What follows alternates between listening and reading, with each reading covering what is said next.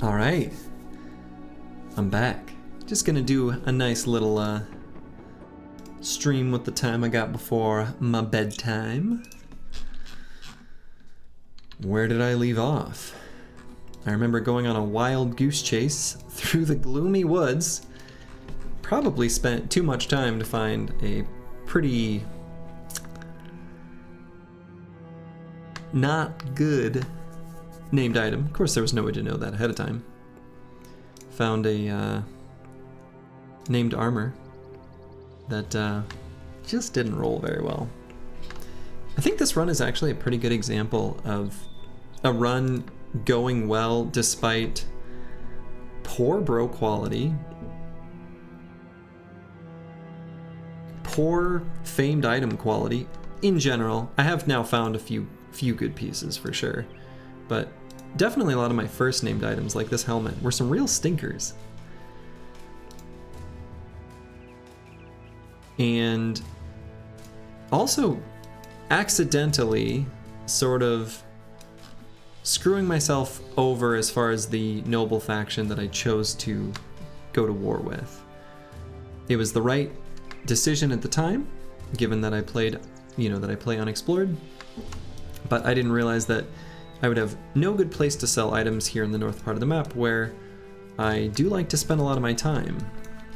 And a lot of the cities that I would have wanted to interact with for my preparation for journeys out to the wilds were all in control of the faction that I turned into my enemy.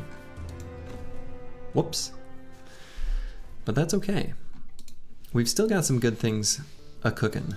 It looks like I must have not leveled a bro before ending the stream.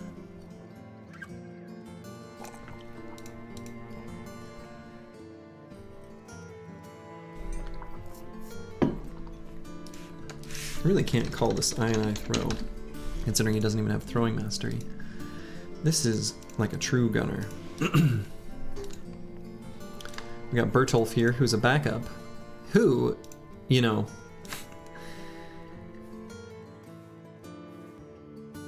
I did do, well, we'll cross that bridge when we come to it. It'll happen soon, because I know some things.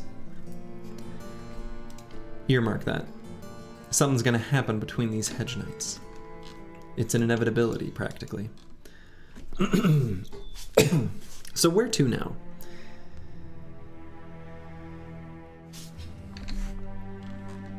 I think just a few more trips out to the wilds just to farm named items would be a good idea. I'd like to do Goblin City, which I did find. Need to do more goblin camps before that's unlocked. But Goblin City would be a good one. So if I'm going to do Goblin City, I should go south and get maybe some Night Owl potions. I remember saying that at the end of the last stream. Okay, it's coming back to me. Stream of consciousness is returning. So I think my route down to the south might be by way of Dahab to see if maybe there are some southern armies to fight on the way. And of course we are on the lookout for a mercenary company to fight to complete our ambition. We'll warm up by just raiding a little caravan here. Actually, there's maybe some rationale to not doing this, because I think I have, on some of the bros that are leveling up, I think I might have the, what's it called? Training or whatever? Where they are gaining more experience. It looks like I need to redo some item stuff because my flail guy's got his mace out. I'm guessing I must have just left it from when I fought the lindworms. So let's take a moment. Tank's fine as is. Zerk chain neutral needs to get out his Zerk chain. We've got this cleaver bro who's leveling up, and it looks like that must have expired. had a couple big fights that he wasn't able to participate in.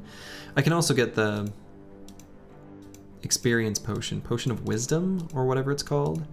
It looks like he's really the only one that I'm really leveling up, actually. And we'll give him a big chonkin' cleaver when the time comes. Looks like he'll do well with it.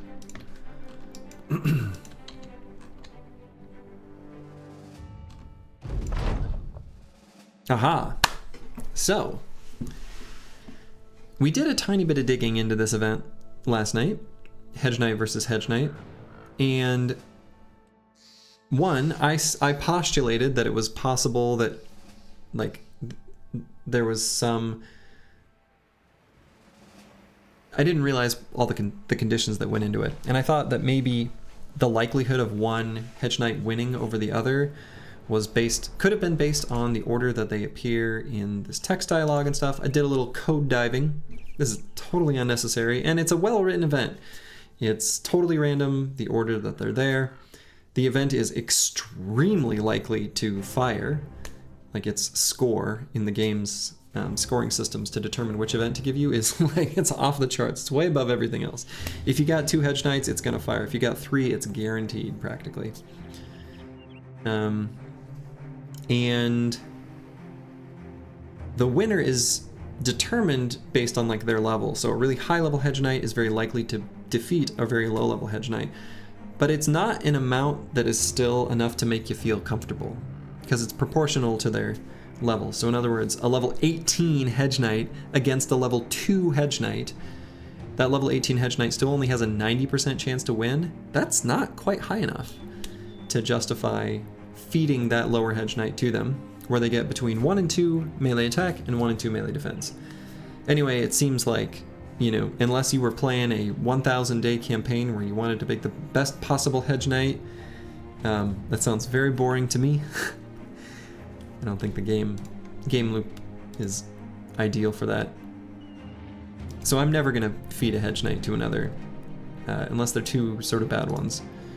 So I'm gonna say save yourselves for the battlefield, and now the banner can intervene and gain some permanent resolve. So that is a benefit if you have your monk as a banner, like I do. Resolve's a very important stat because they broadcast it to the rest of your team. There's an advantage to, even if you're not looking to hire a Hedge Knight, which, you know, I hired this guy just for his weapon, you could hire one just to get a kind of half of an arena bonus, just, you know, for free, I guess, is a way of looking at it. Not for free, you had to buy a Hedge Knight. But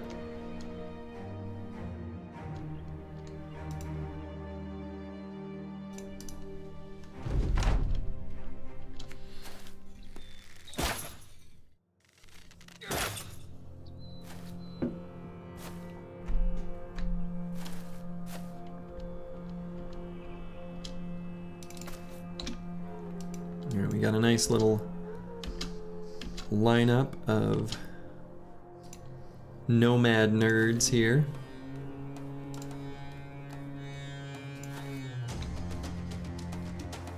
So I'm gonna line up and blast them, is what I'm gonna do. Oh, I need to get this guy's cleaver out. And oh, he's hurt, actually. I should not put him in melee contact like that. Should be fine, this isn't like a difficult fight, but that is just a thing I should not do.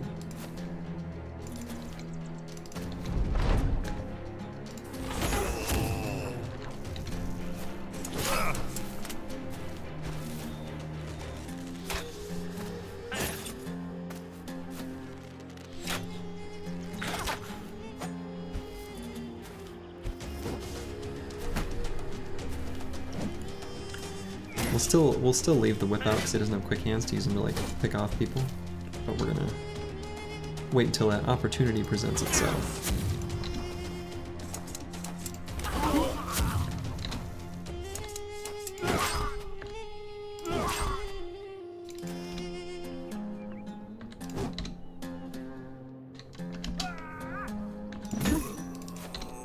Zerk chain.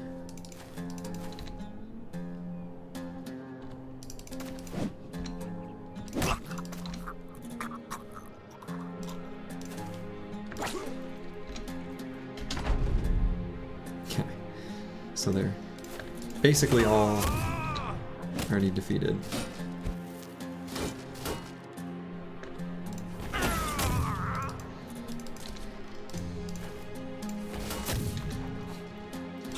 He already used Indom.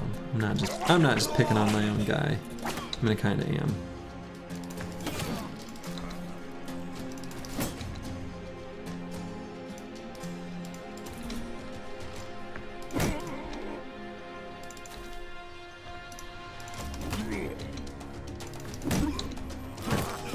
Yeah, it should probably all, yeah, I was gonna say, finish themselves off. So, another quick bookkeeping thing. Let's get the cleaver out. Put that mace away. That's not a mace, that's a whip. Totally different weapon. Characteristically very dissimilar, the whip and the mace are. How embarrassing for me.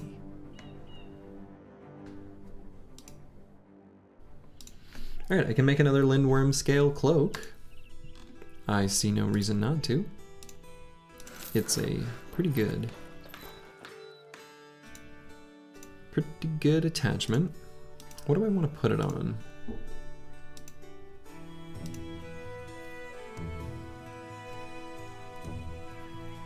Could just put it on this incredibly chonky piece of forge gear. There's an interesting use case for adding it onto this noble mail. I suppose that would probably get distributed to the other cleaver bro, who could make a nimble forge setup with it, maybe. I don't know that that's really totally necessary.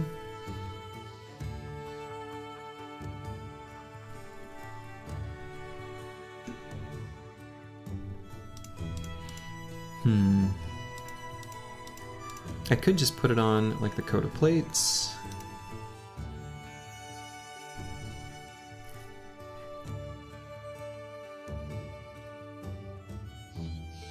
Kind of don't hate just putting it on this.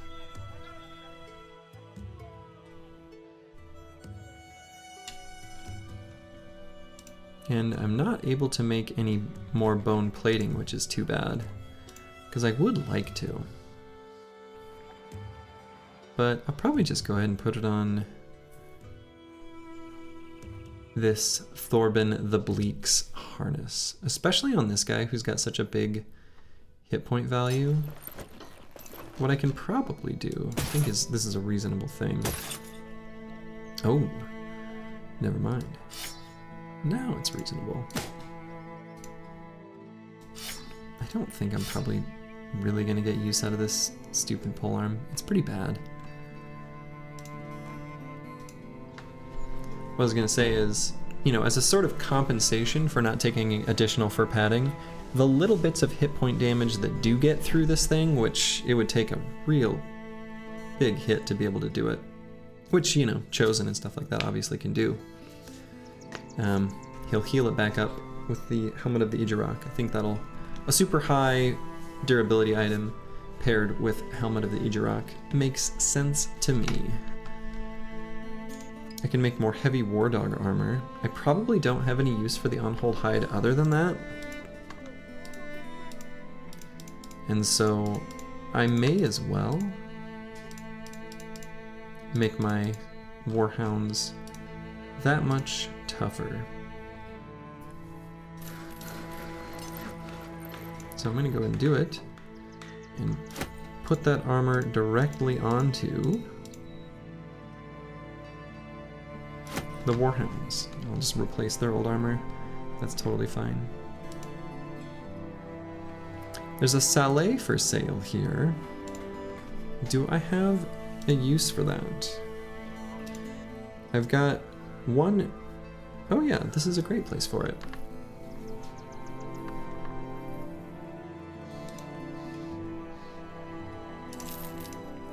kind of the perfect example of just an upgrade, turning his nimble percentage back to 40% from 42? Yeah, 42. For only 10 durability lost, that is totally worth.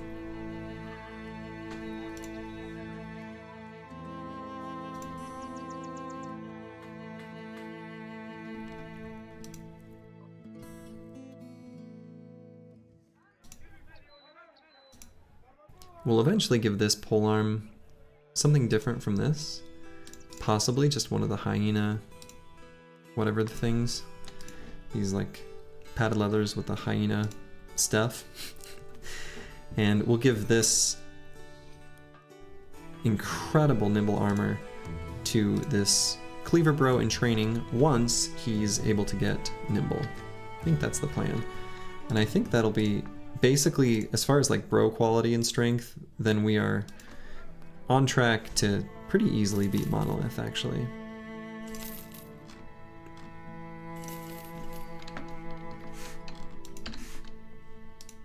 But we're gonna do a little powering up in the meantime, just for posterity. So I'm gonna avoid taking any terribly risky fights. Just to, you know, make sure I don't screw myself over, but I can take it, you know, pretty chill, cash, nice and slow. Wow, Everfest is burning Dahab to the ground. Dahab is constantly getting wrecked. 29 Ifrits. Nah. That's just potential injuries waiting to happen. Could check out this haven for hemivores.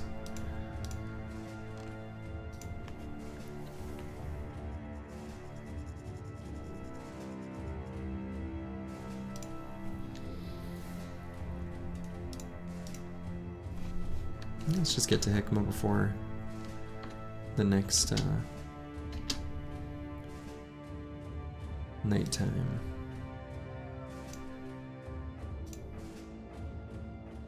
Sandstorm. Escort a caravan to Dahab. They don't like me there. Conquer the ancient city from northern heathens. I think I'm going to avoid participating in the Holy War for now. It's possible I may change later and do some participation in the Holy War. But at least for now, I'm just going to fight the armies that are out on the map. I put myself in a difficult spot after all. Should I just sell this? This is really a pretty bad polearm. It's not worth using. Still gonna hang on to these thick white furs to make additional fur padding. I guess I don't need 7 of them. I think I probably need like 4 at most.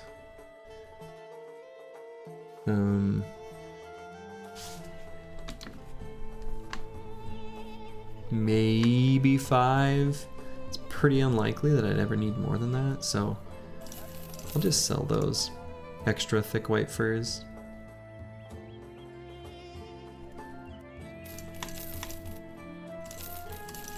I'm gonna buy some pretty overpriced tools and ammo, but that's fine.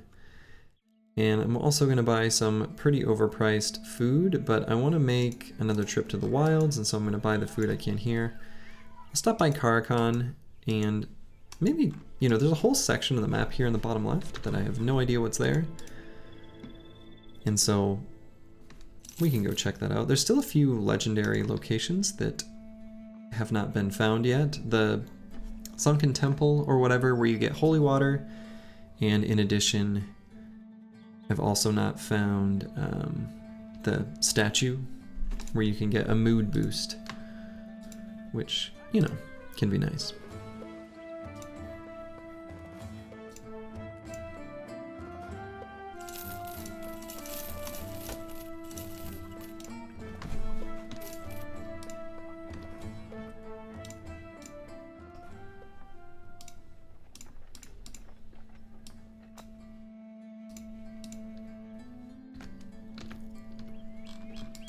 Okay. Then you head over to Carcon. If I see any good fights on the way, I'll take them.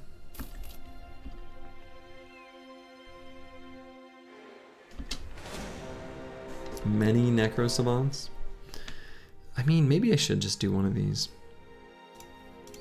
Do I bring in the Catals?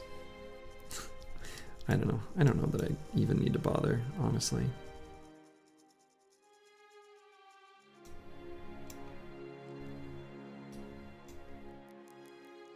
Maybe I'll make my formation something like this.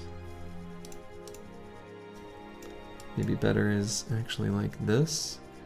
Even better, maybe something like this. Just put these guys in front, right? May as well.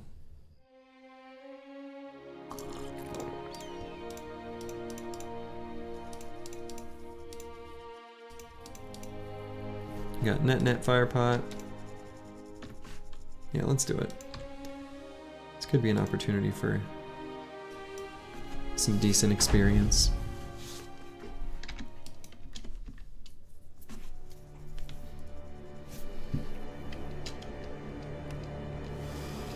I suppose with all the ancient auxiliaries, I probably will need to back the gunners up, but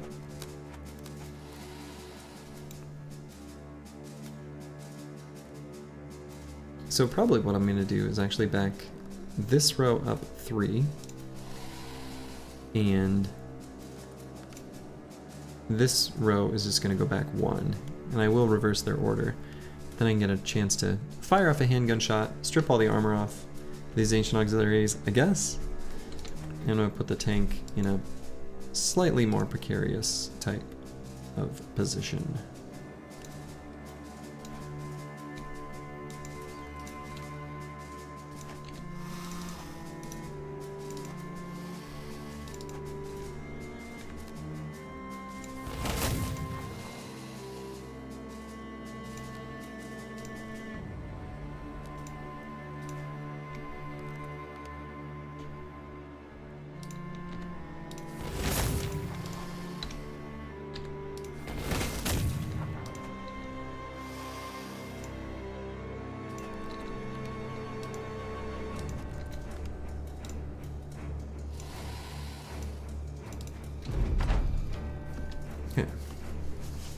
And we do want to make sure the Necrosavants jump us, and then we can decide what to do with them.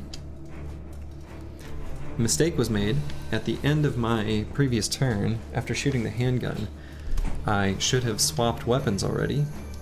That is actually kind of a big mistake. One that will be okay, but let's go ahead and do that just to build the... I don't like that this guy's wavering.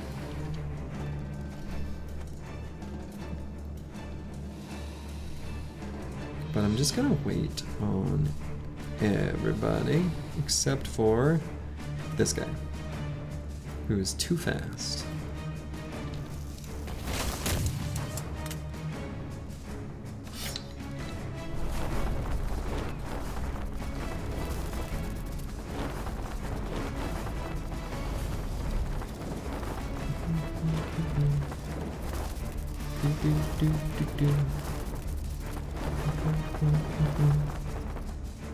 Alright, this is just fine with me. In fact, this makes me a little tempted to just reload the handgun and shoot.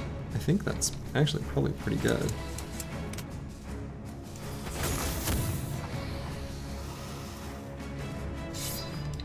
So I'll go and end those turns by pulling out a noble sword. At least on that guy. Proc 9 lives there. You love to see it. Couldn't hit the guy with 9 lives. You expect to see it. Maybe should occupy this hex. He's like a little vulnerable here, but prevents this guy from getting too surrounded. Actually, oh, okay. I was like, will I have an opportunity to use Thresh? How cool would that be? But no.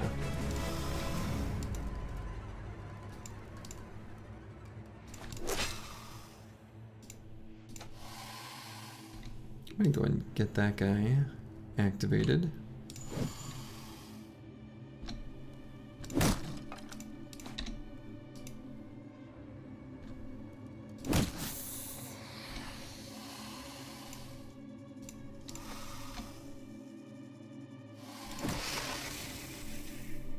Nice work, Gerolf. Proud of you, bud. Alright, we're gonna get a net down on someone. It won't affect their turn order here, because their initiative has already locked it in, but it'll make him need to break out of it. And I kinda like that idea. That way he can't teleport and attack, like that guy did.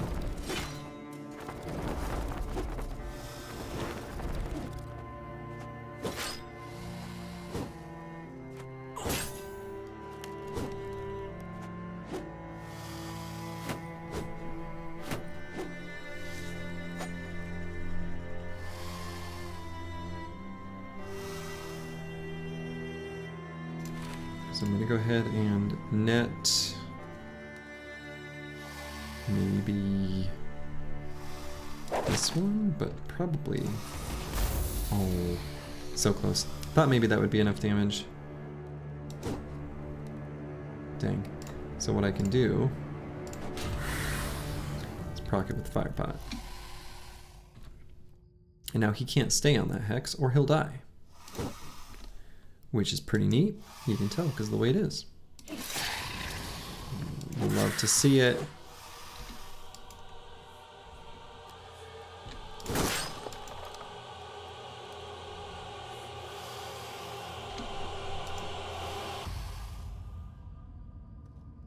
I think I should just try to finish off the Necro Savants ASAP-ly. Feels like the most important thing to do.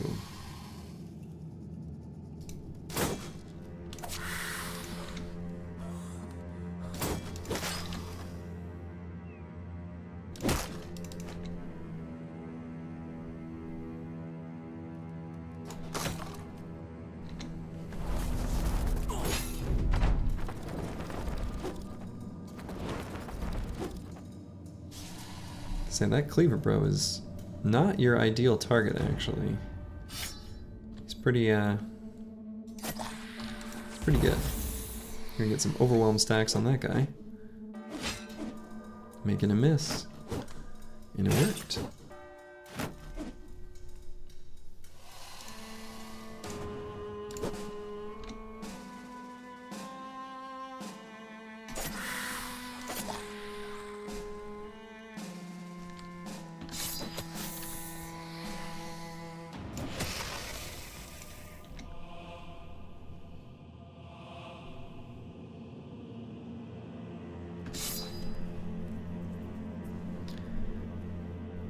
So I feel like I might use Strike Down, but I'm gonna let the Cleaver guy go first.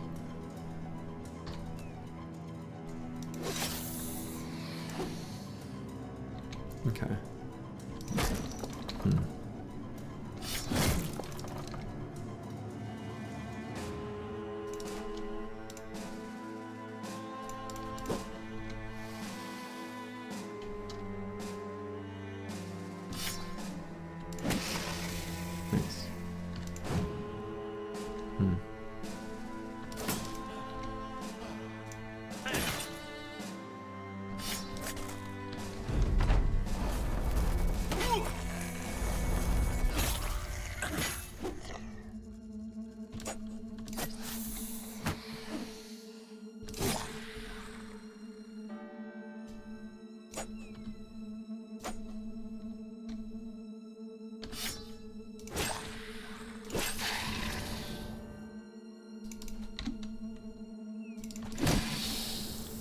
There we go.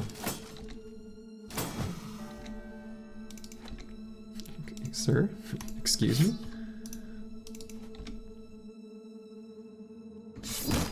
There we go.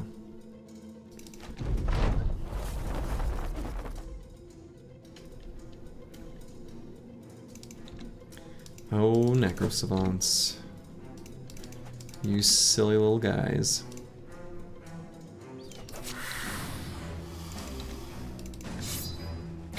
It's the wrong weapon swap. Ah! Okay. Didn't get anything out of it other than some wine, which, gonna be honest, I feel like if you find ancient wine in an ancient tomb, it has probably gone bad and you shouldn't drink it. But if that's what the crew wants, who am I to deny them that simple pleasure? I'm gonna struggle to rearrange my squad. I think that's probably how I had them.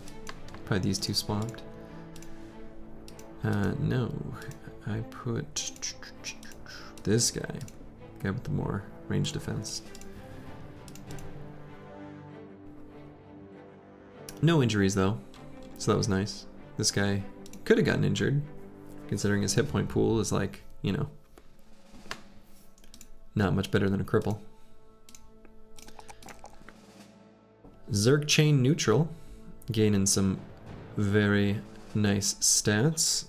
Probably, I don't feel super comfortable with his resolve. This number is divisible by 4. So his resolve has gone up by 2.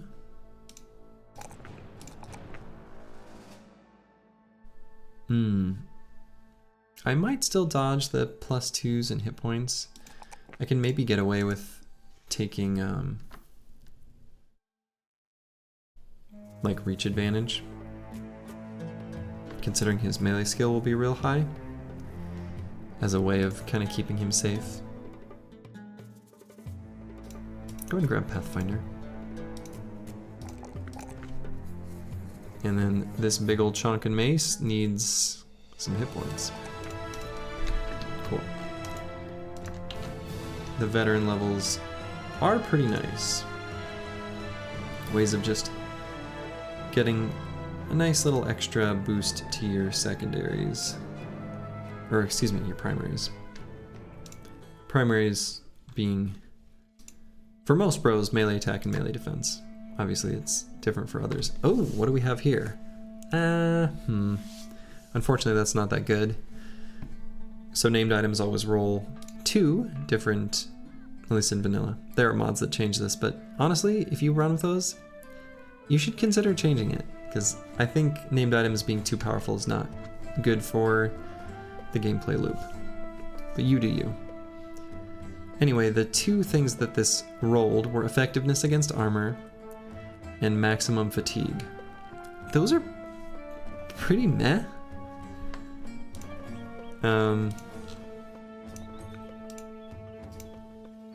I do love a named handgun, so considering I don't have any other use for my gold, I might buy it anyway. A second handgun for my initiative gunner actually could be potentially pretty sweet. Okay, we're not going to do any of the Holy War contracts. Probably not going to go back to Hikmah.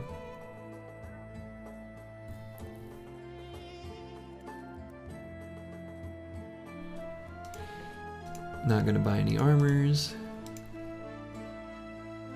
Not going to buy any weapons. Everything I already looked through the bros. So I'll go ahead and get tools and plenty of food.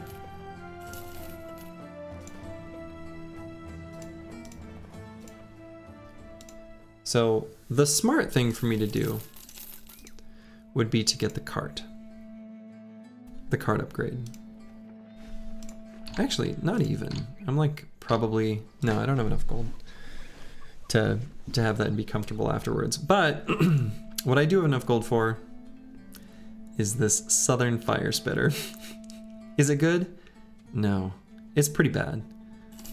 But I love a named handgun. So, you can't stop me.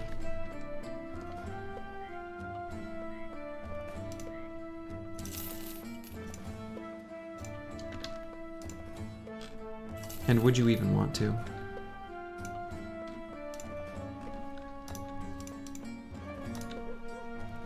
Put some fire pots, maybe one fire pot, one net.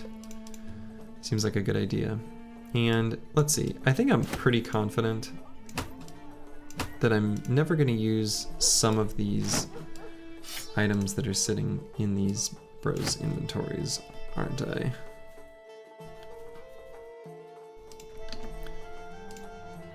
I'm like just a little bit short on cash for wood. Yeah, 12 days is a lot better to make sure I can go on a real long extended journey out to the wilds and make sure everyone's getting paid.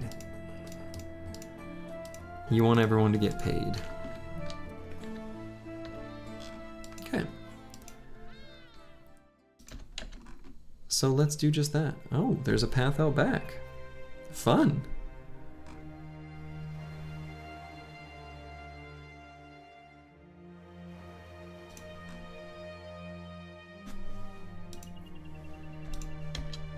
Hyenas. We actually are pretty good with fighting some hyenas, I think.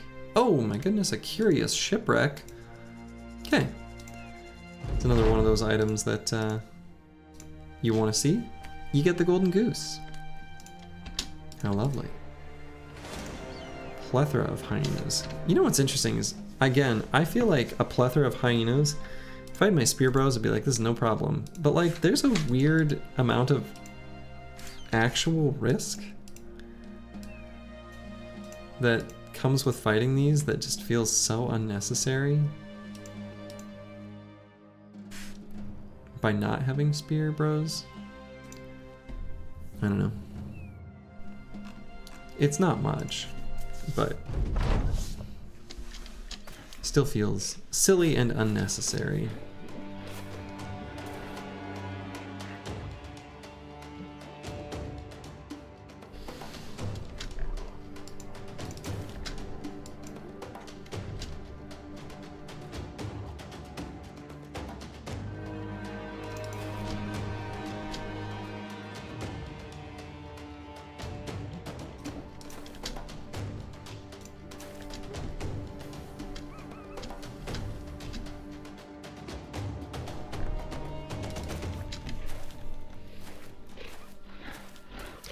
Very few frenzied hyenas based on their silly looking pictures.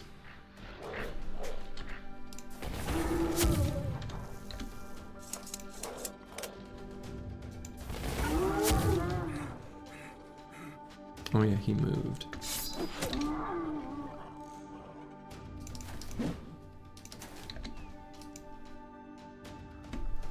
Do I move this guy from this spot? I suppose everyone else could go forward, right?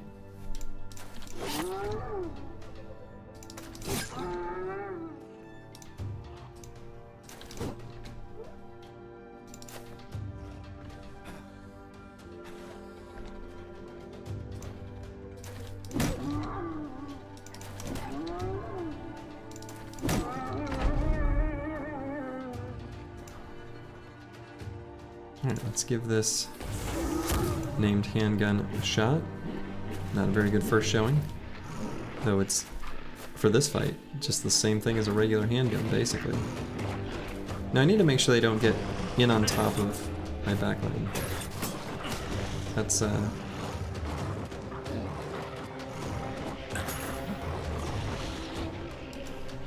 all that really matters.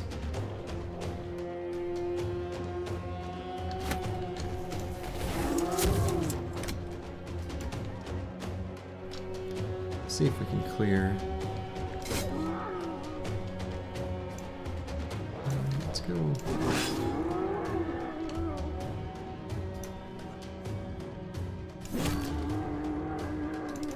Okay. I suppose fearsome also mitigates a large amount of the risk from this fight, if we're being honest.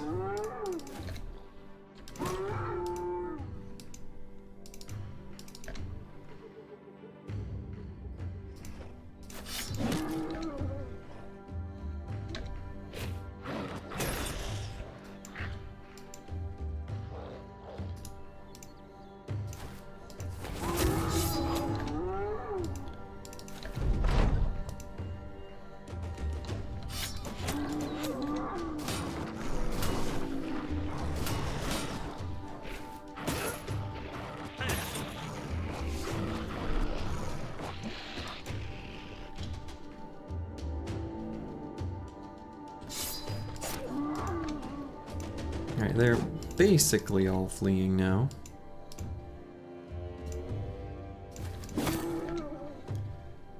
Pretty close anyway.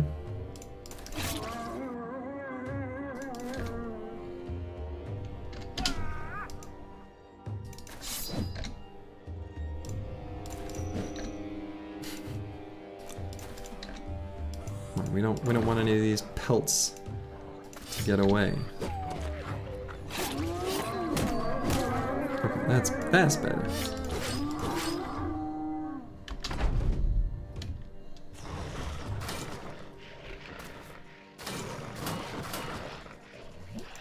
I guess that was actually quite smooth, as it should be.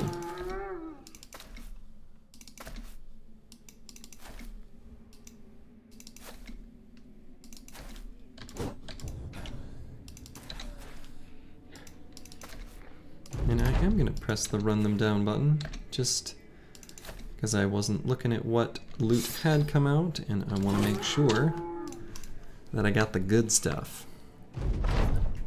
The very last hyena, yeah, I was going to say, shouldn't take long to reach the edge of the map. Alright, tons of raging hyena fur. More than enough attachments can be made from that. Cool. So let's head off sort of the left side of the map, get far from civilization to increase the likelihood of named items. Oh, I should update my objectives. I don't need two-handed maces anymore. Simply need to maybe defeat Goblin City. Didn't get any Night Owl potions. Maybe don't need them. Just about daytime. I'll wait for it.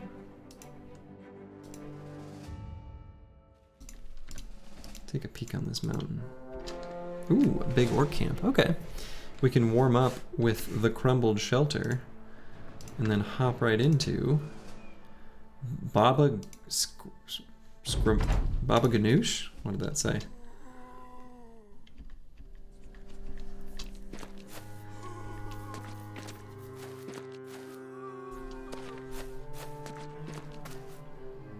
A fallen hero is present. Another fallen hero. Gonna load our second handgun, because we're the Chad in this fight.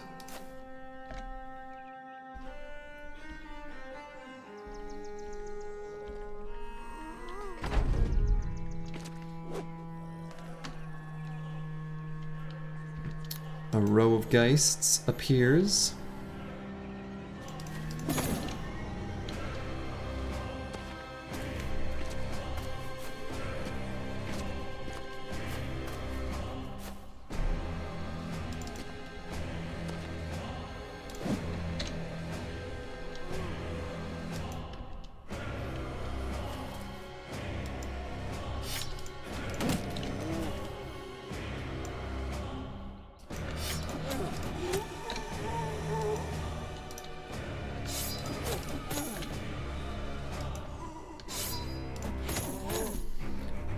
Maybe a lot of ammo to use just for a fight like this, but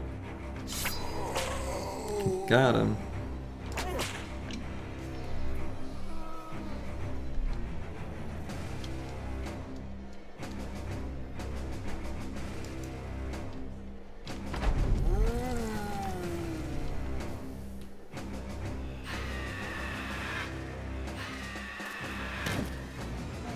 Okay. So I am going to be looking for some way, maybe just rally now, yeah. Some way to push forward and hit these Geists. That would be the ideal.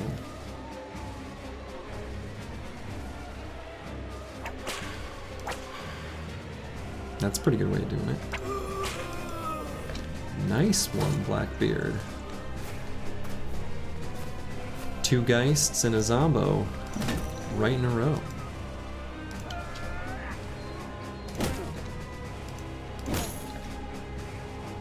I can think of this as a training mission for the tank. How does it feel to be surrounded by undead? How you doing? You know.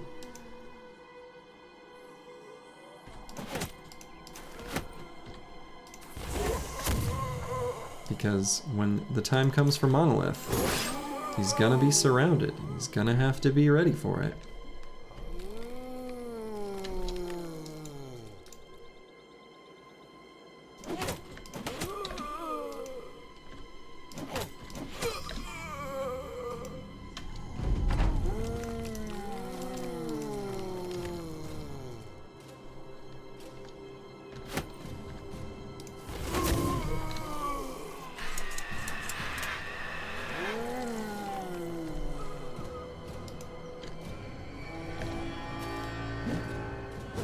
Keep rallying to bring people back.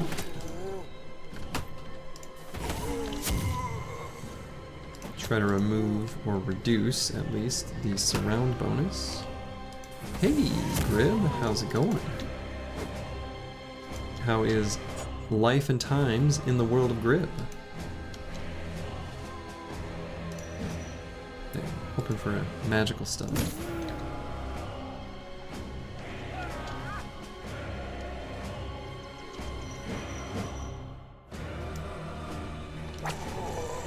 Whip.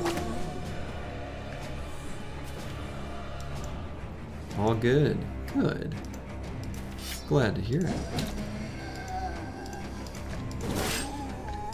Now, I didn't make him say the words, but today, in the Code Diver channel, on the Battle Brothers Discord, Calandro said something that I'm gonna use this word. It's incorrect. And I called him out on it. He won't say the words. And I'm not gonna make him. But I'm gonna know. And it does feel good.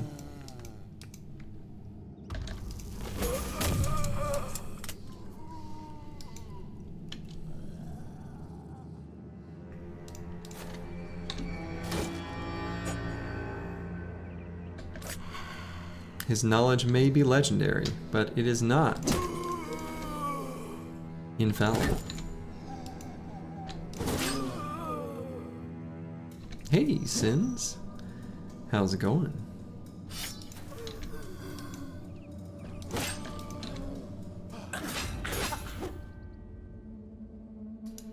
You did. You did hear Rally get used. I had a weak and pitiful brother decide to flee after a ghost screamed in his face.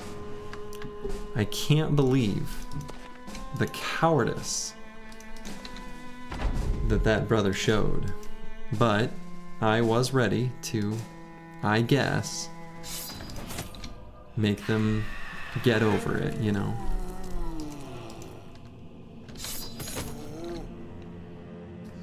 Oh yeah, the team is in great shape. We're gonna do some, you know, we have a few other adventures to go on. You have that channel muted? That's probably fair. But yeah, I got a few little adventures I'm gonna take the team on to possibly take on Goblin City.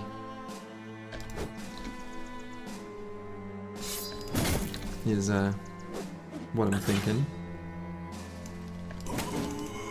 Just for funsies. And maybe a few other deep journeys to the wilds for loot and treasure.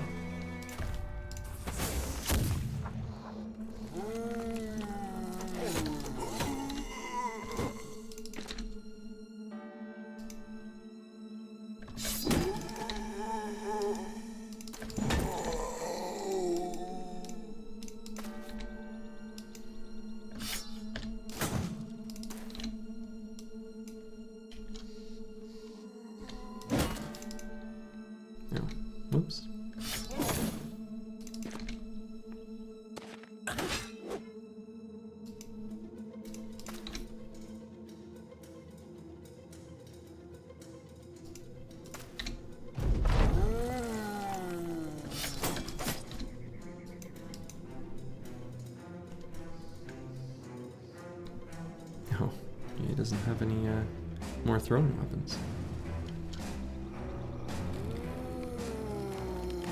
Traded your spear for a 20 Reaver camp. The level 6. Oh, the level 6.5 team is like the it's the classic potential failure point. Maybe not failure point, but you know what I mean.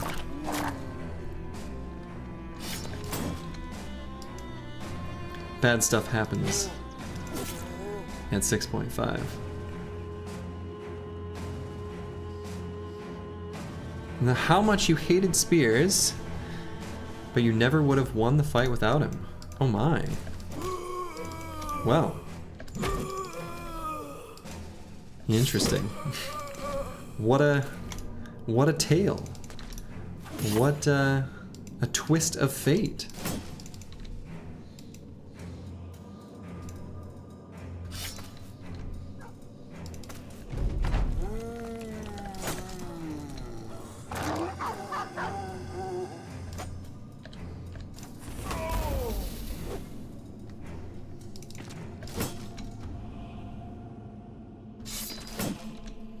I love my spear bros. I miss them dearly this run. I feel so naked without them.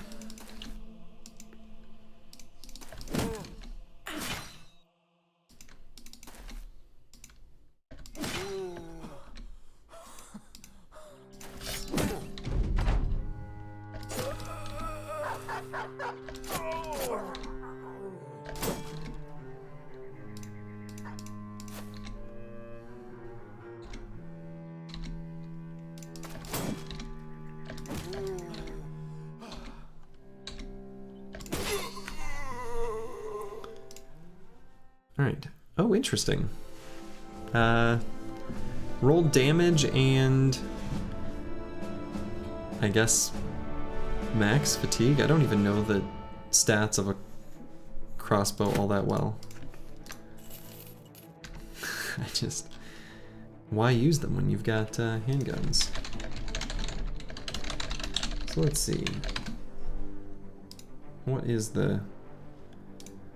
Yeah, so base damage of a regular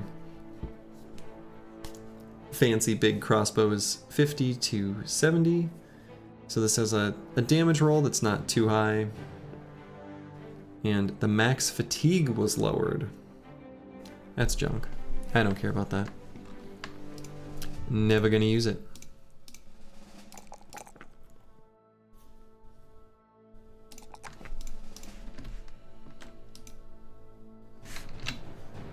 Shouldn't have let this guy get hit. Because I genuinely want his armor in good shape, or this guy. That was just sloppy though. Like they didn't need to get hit. Because I do want to fight these orcs. But I don't like those armors scuffed.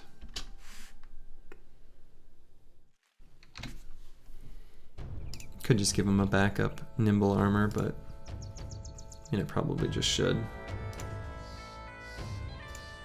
But I don't wanna.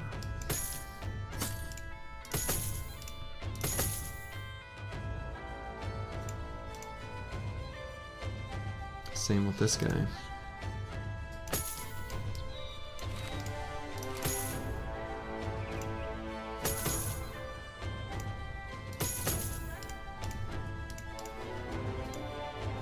Let's be real, this guy is also just a mule. And this guy's also just a mule.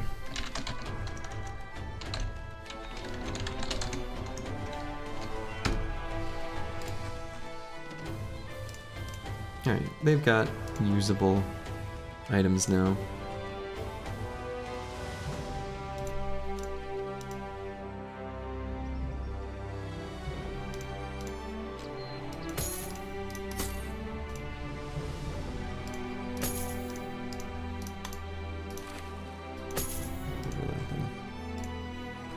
Okay, let's go fight a big ol' stack of orcs. Hey, Bijan Tay. How goes it?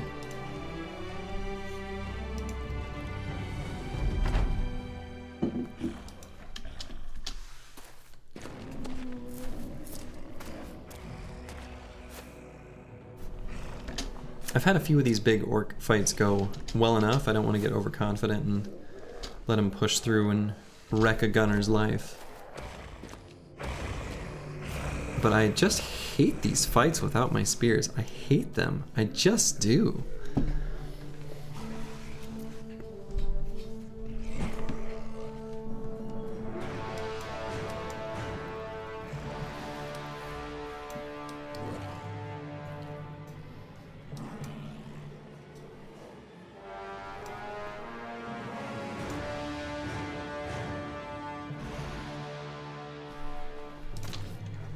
I feel so naked and exposed.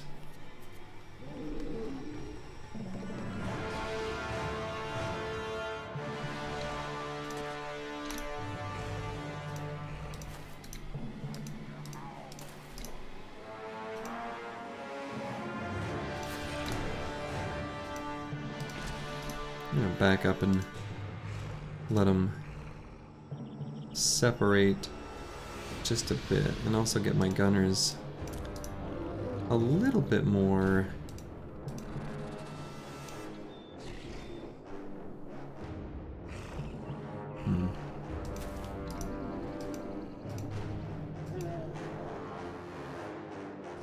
I feel like when you start adding more tanks, I mean, I guess people probably say the same thing about adding spears, like you just take away your DPS, which is true. My tank is not even good. Like, I'm gonna put him barely in lone wolf range. That's kind of why I put him right here. So I'm gonna spit him out just like a little bit.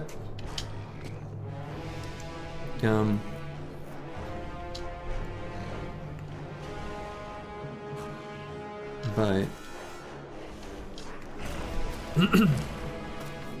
I mean, kind of. Just one of them does it better. All right, I'm gonna.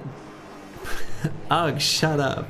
This is my favorite orc name. Is this definitely Ugh, shut up.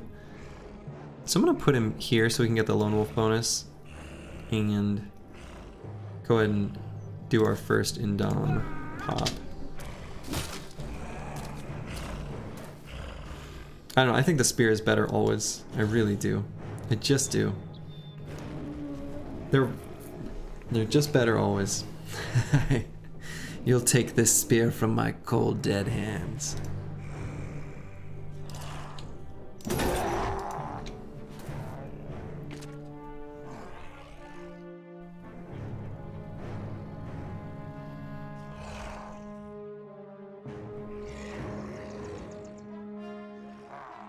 I am a fanatic. It's true.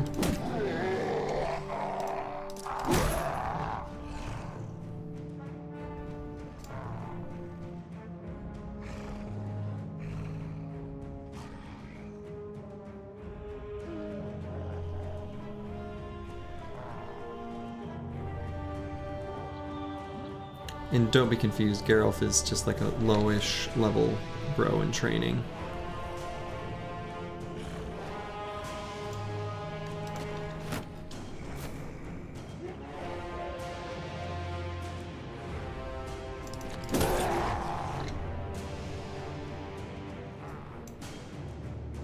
And I think here I'm gonna move up and reload. Get the second blast ready. Probably? Yeah.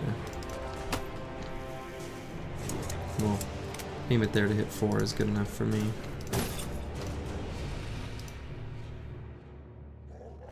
So this guy's gonna push through. Guy's reasonably tanky. Should be okay-ish.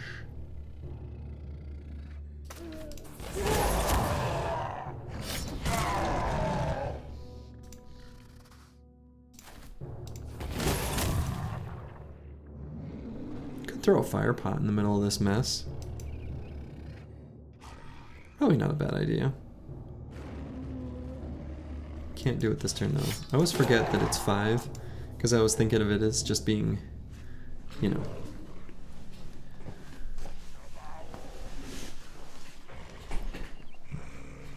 the offset of 4. Anyway.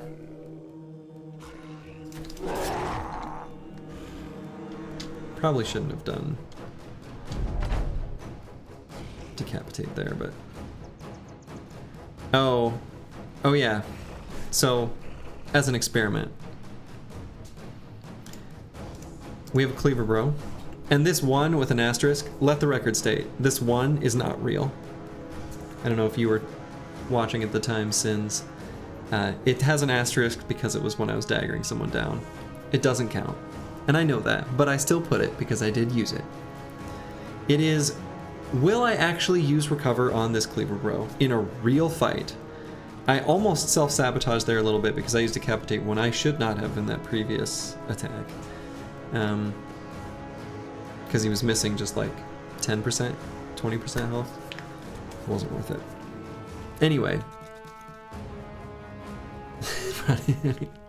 The crazy thing is, I think that might be true.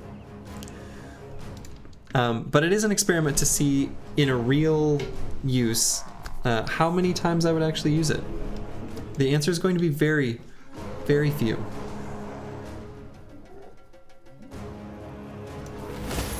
That's why I put an asterisk.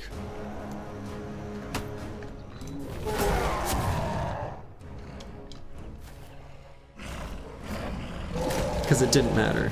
That was my hand wavy way of indicating as such. See, this seems so bad. Without the spears, you cannot stop them from stunning you. You just can't. That seems so bad.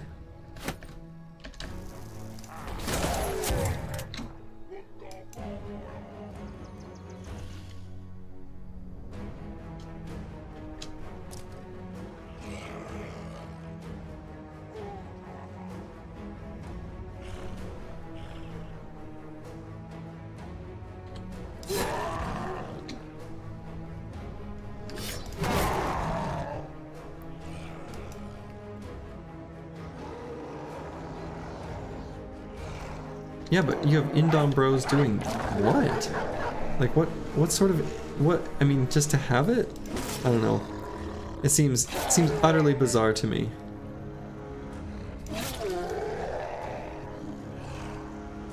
Newt with pocket Indom. I guess.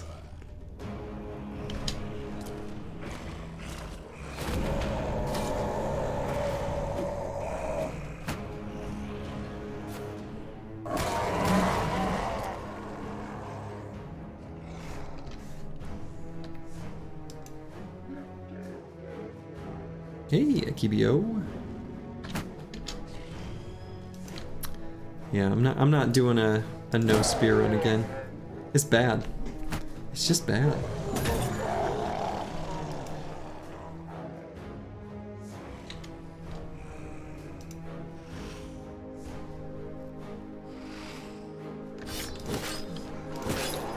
Still got fearsome to proc through there. That's kind of surprising and good.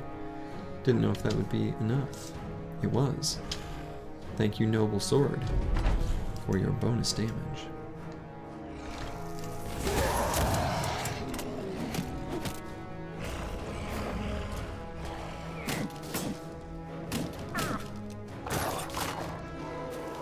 I don't understand how the house rule is relevant, though. What impact would that have? I mean, saving tools, that's always relevant.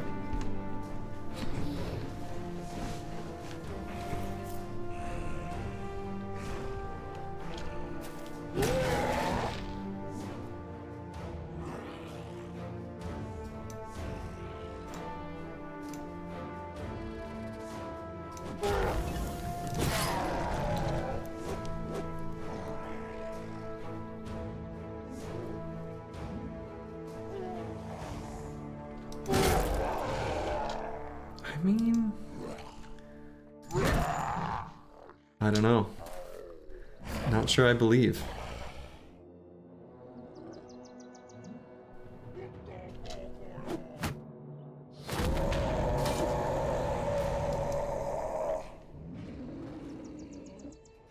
I still feel like a lot of situations, my tanks either, unless they're ultra chads, like, it's pretty easy for them to die. Your rule makes the game harder, longer level when spears outperform tanks.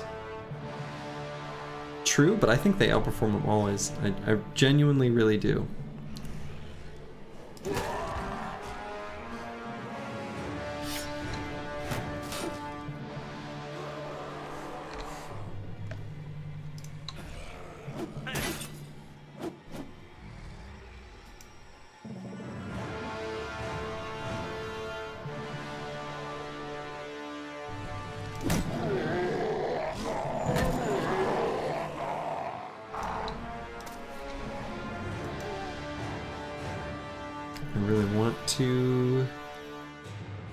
He'll be faster. I can still do this.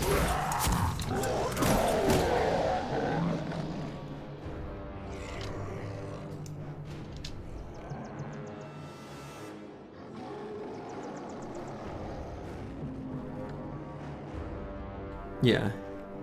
I mean, definitely there is, you know, and we talked about this, there's the idea of a local kind of meta, like your own playstyle that if they're close, then it's hard to, you know, make a meaningful distinction.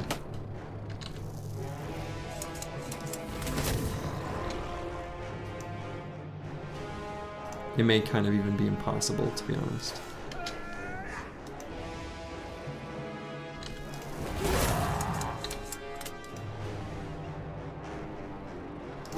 This fight has started going pretty well, though, actually.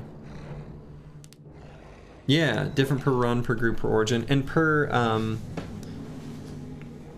you know, yeah, I guess you kind of covered it in per run, but I was just thinking, like, you know, what the game kind of hands you, but I guess that's what per run means.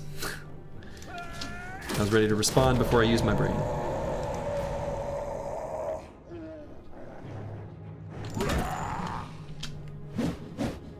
That guy's turned into red.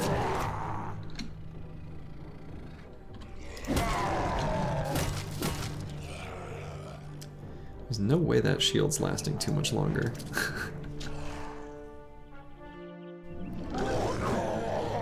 No, don't let the warriors run away. Doesn't seem right.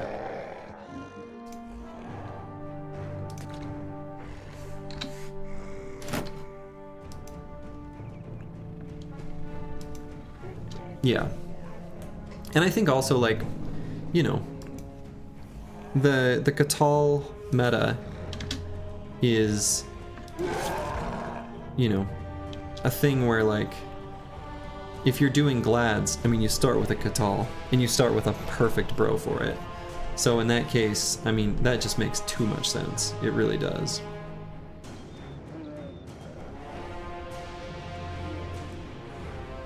Like, Viper's destined to use a Catal. It's just too good. Yeah. Yeah, and definitely you get a good, and honestly even Northern Raiders, because you have to run south at the beginning anyway, and it's got some good Catal candidates.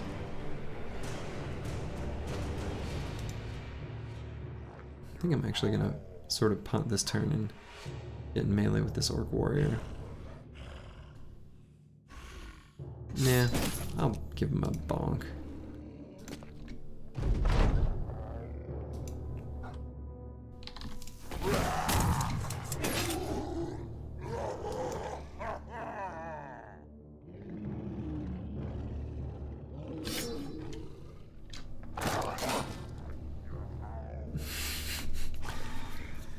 Masked Forged Zerker. I mean, you know, on day 1,500, when your entire squad is Hedge Knights, that might even be true.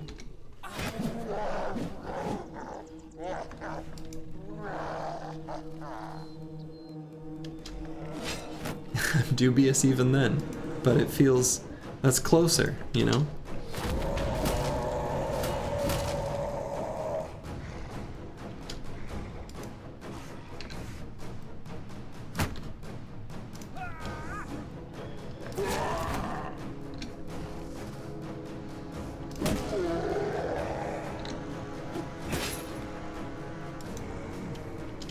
Alright, you fools. Run from me. No, not you. Yeah, all of you. Run from me. Keep fire.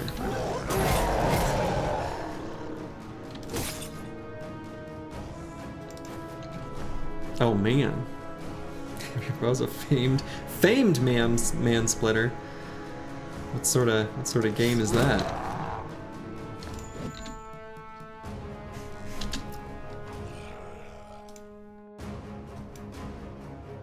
And iron lungs, of course. You have to.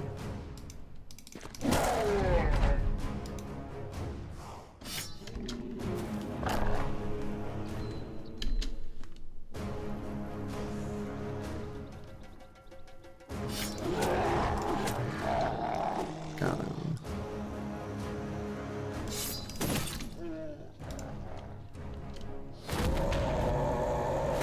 And I don't know if all of you saw this, but this is my favorite orc warlord name in the whole game. Ah, shut up.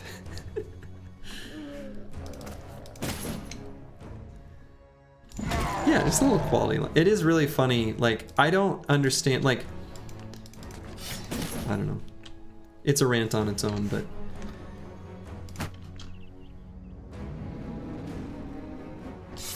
like, it's a game that isn't as difficult once you get comfortable with it, which is kind of what I'm proving in this run. Like, that's the whole point of this series.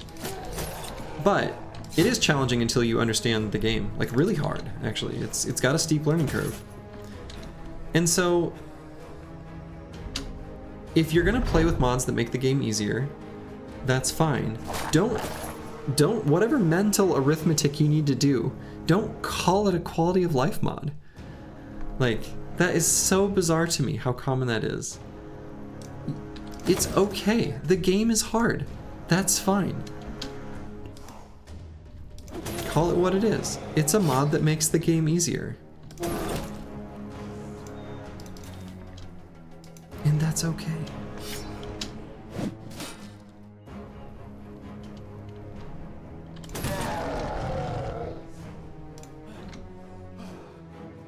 And he flees.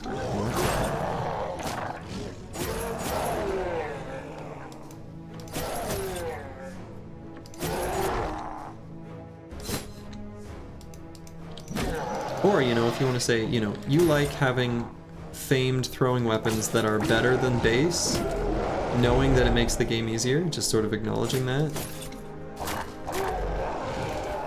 That's fine. Like, that's legit.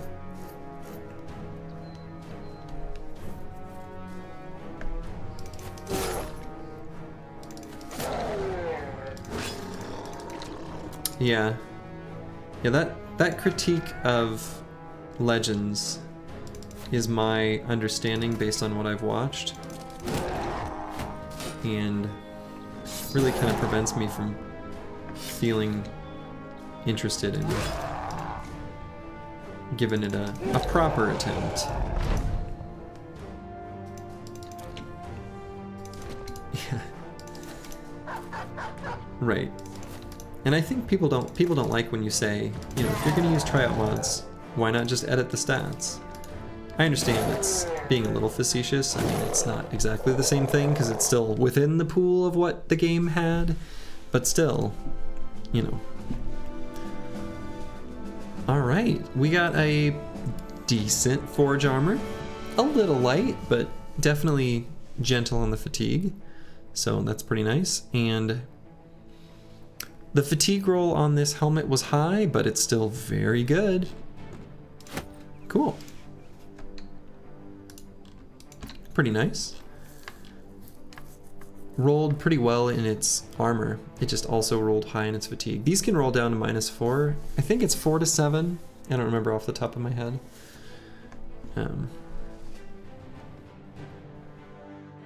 But I'll probably go ahead and move these over. I'm assuming they will be ready for me when the time comes. Plus this guy's got wrecked a bit. Equivalent to tryout would be to cheat the money. Well, Yeah, I suppose, because you're cycling through the bros. That's probably true. That's probably the more accurate equivalent. All right, Cleaver Bro finally hit the level. Boy, do I greed more fatigue. Why not? That's what the build does. Finally hit Nimble.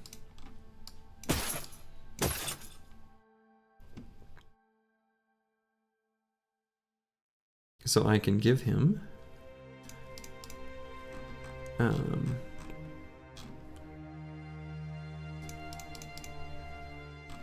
probably, honestly, it'll be this.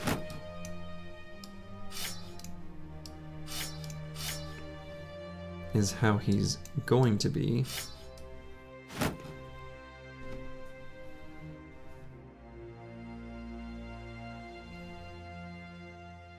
Yeah. Yeah, Legends seems a bit crazy to me. I'm a little, I don't know. I have a strong suspicion that it is very much not for me. Pretty convinced of that fact.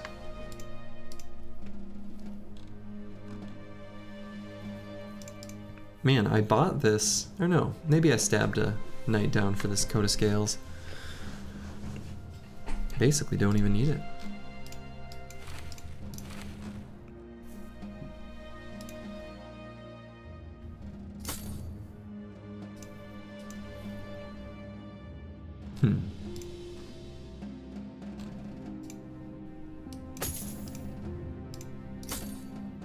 Put him at 41% nimble.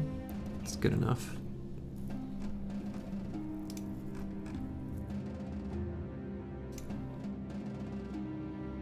Oh, and I should have... I think my other potion of knowledge wore off. I think it was in the fight before that one, maybe. Maybe not. Maybe I did it right. Anyway, he's gonna drink another one. And I suppose I'll put this Hans the Red's scale shirt here.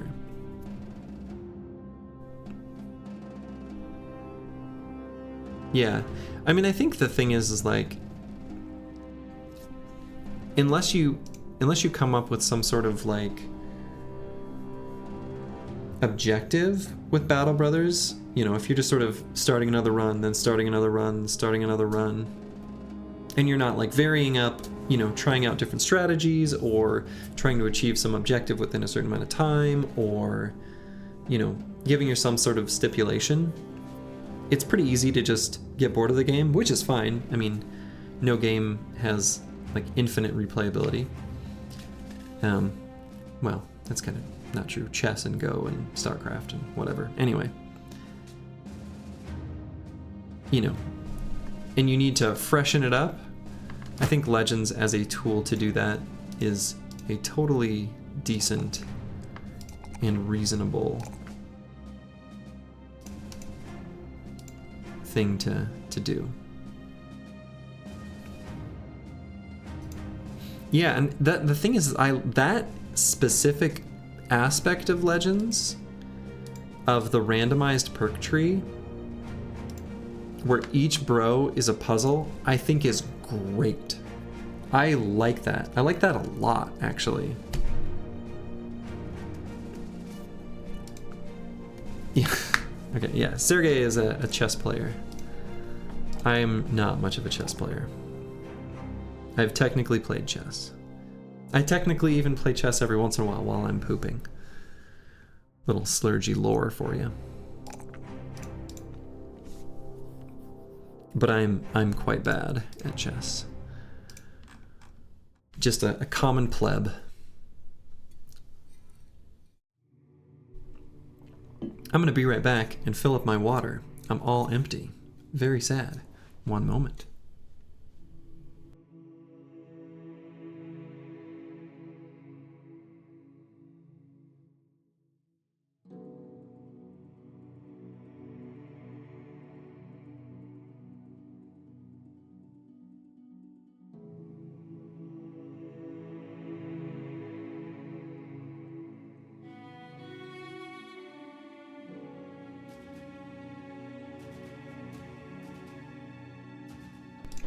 I'm back.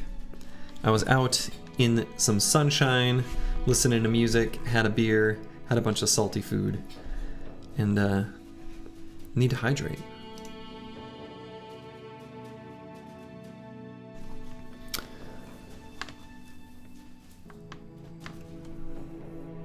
Last game over the board was 10 years ago, dang. At least I'm assuming that's what OTB stands for.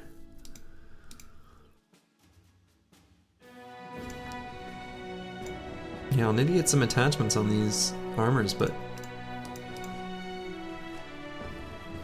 armors are looking good.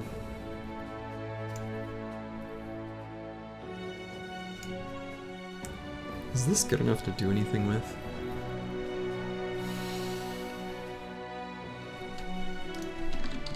If I give it the light padding replacement, it will go down to 16, which is not bad. This one's still not very good though.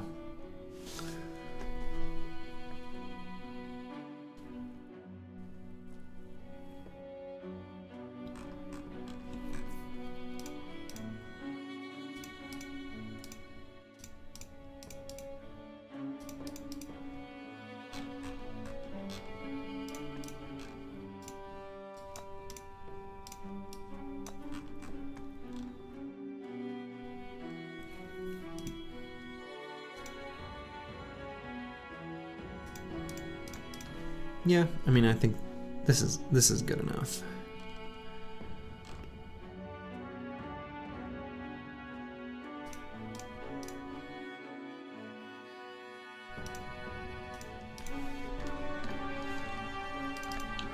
We'll have the team continue on. More Orc Sea Tents.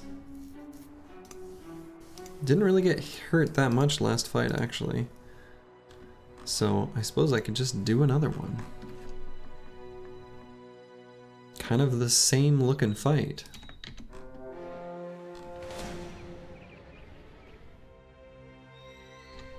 I technically have a chess.com account. And I have played games on it. Oh, I have found the ancient statue. For some reason, I thought I hadn't.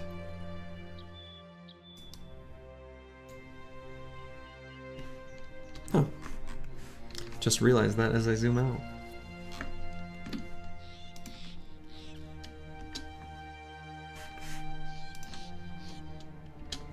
Okay. Anything that I want to do before this fight? I kind of don't think so.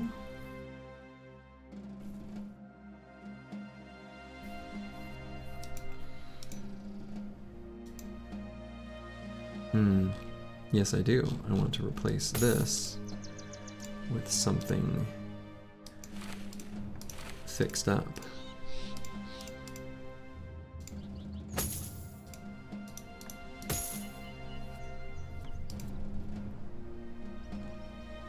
So what would be the preference for Lee chess over chess.com? Why would one player prefer to play one place versus the other?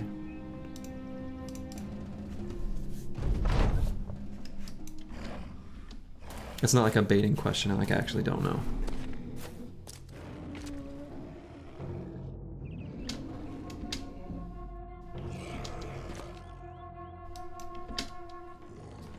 For most pros, it's sponsorship. Okay, sure.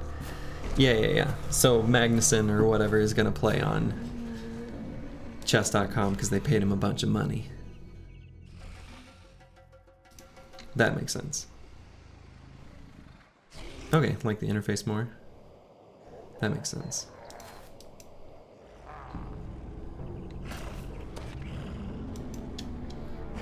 And so the interface for like finding games, or the interface for like the experience, you know, with the chessboard, or like what does that mean specifically?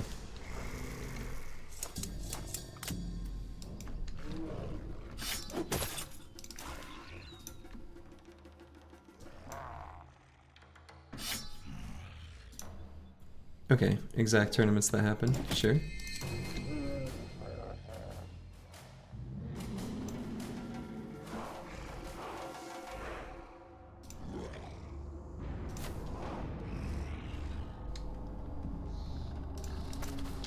Okay. Yeah.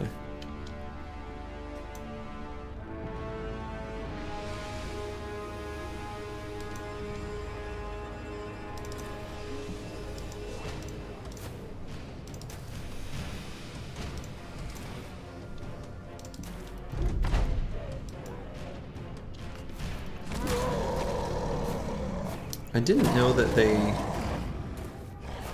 I guess I think I've seen tournaments that were like over the board that were sponsored by chess.com, which feels a little funny to me in a way.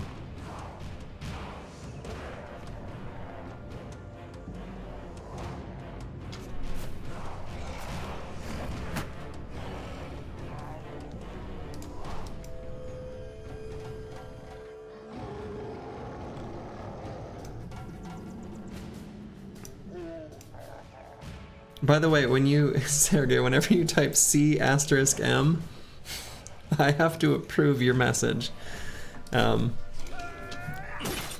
Which is very funny to me, and I know exactly why.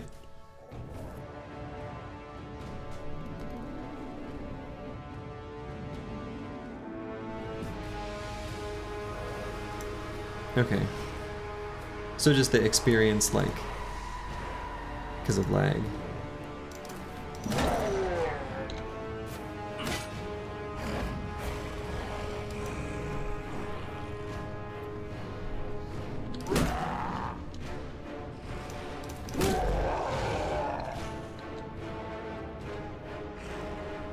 This looks like a pretty good double gun shot to me. In fact, I could go up and do one down there. I'd have to fill in that gap, which might not be guaranteed.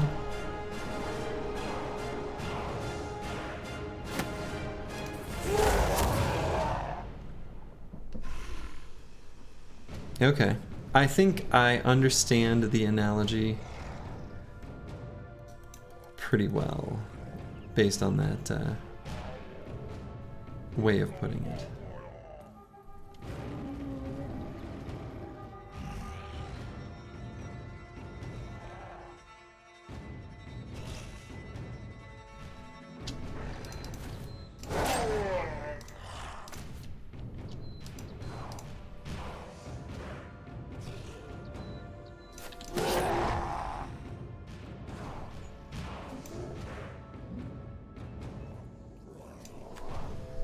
Let's see, they will push through. Am I okay with that? Mildly.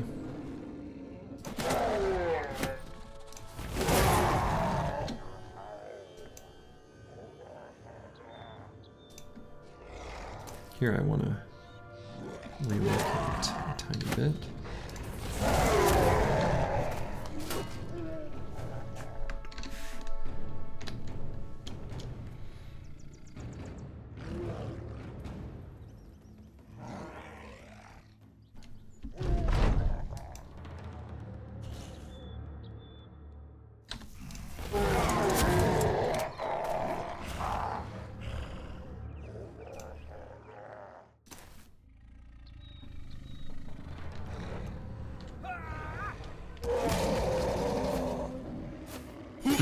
Cheaters. Yeah. Interesting. Why would anyone, like, I guess, why would anyone cheat at anything? I was gonna ask a rhetorical question that, like, I realize I kind of already know the answer to. Like, yeah, I mean, that's kind of the, Bijante basically asked what's going through my mind of, like, what, like, how could you, what does that give you to cheat at chess? Like, online, and there's a lot of strange things about that to me, but I'm at the same time not surprised.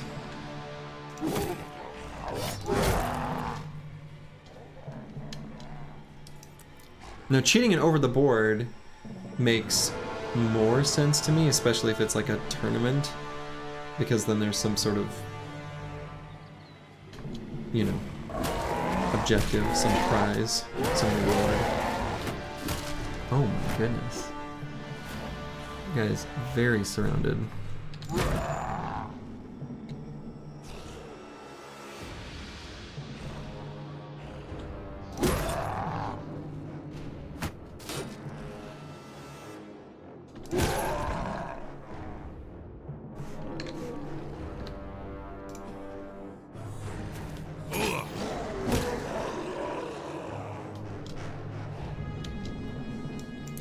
Yeah, I suppose it probably is true that people cheat in just about every game. Just about every game is going to have some problem with that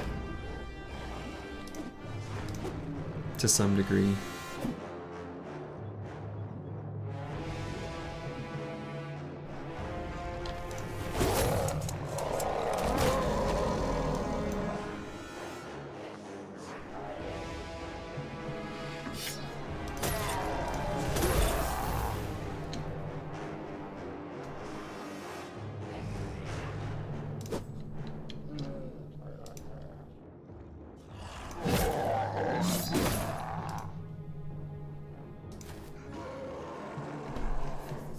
Yeah, that was a nice break. That was a good one. I mean, he's got fearsome and a bunch of resolve. However, I agree. It was lucky.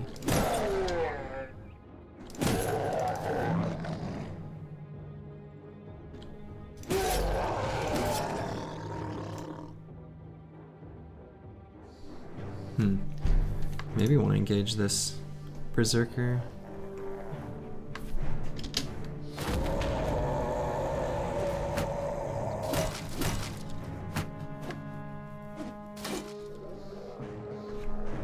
I guess this guy's actually pretty fine.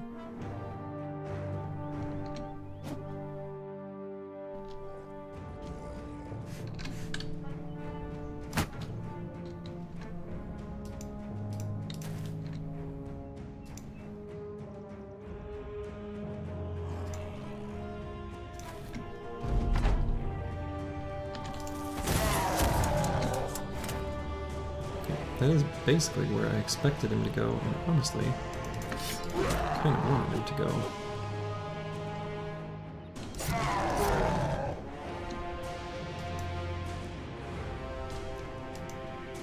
I know, right? The thing is here's what's weird about the recover round. Right now, like, strategically... Hey, Denazatello. Like, strategically, would I even want to use recover on this turn? Like, honestly, it might be better to just do an attack. Maybe not. This might be a legit recover round. The relevancy is obviously incredibly minimal. But... Oof. See, okay, that happened. And now suddenly I'm like, I feel like I have to just attack. That was better. Yeah. Boom. And he's fine. This is not a great bro to be the one bailing them out. So I'm gonna have other bros do that. Tank's actually held up really quite well up here. He had a bunch of just like cleavers on him, so obviously he was able to hold out for quite a while.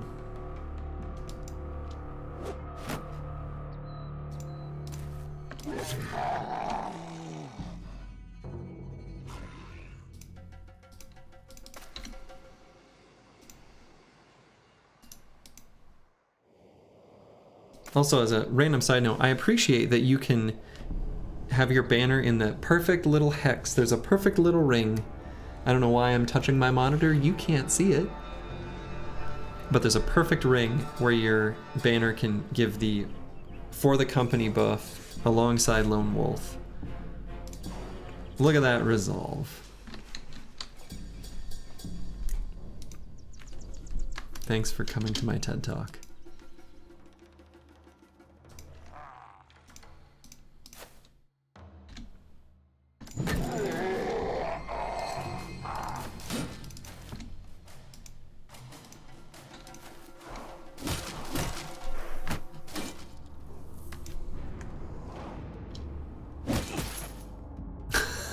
Oh, he's had enough.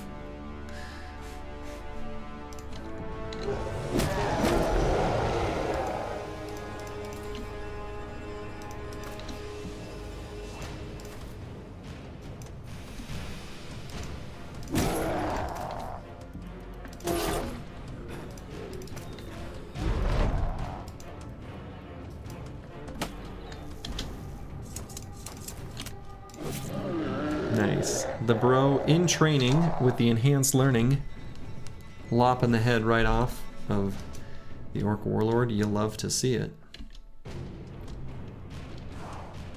Let's let these guys go and see what they do, I guess.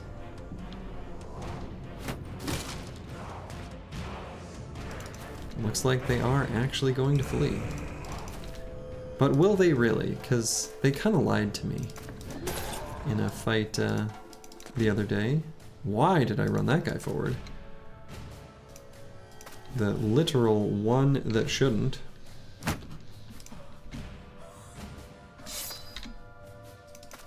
Just sort of got excited clicking buttons.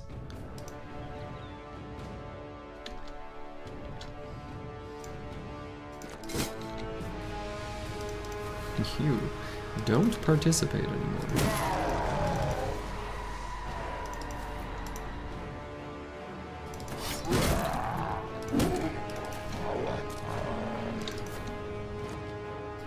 Alright. It's over. We'll let the two orc warriors flee to mommy. Nothing.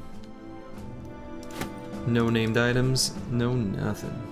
But a whole big old pile of tools, which we will use to fix up the armors.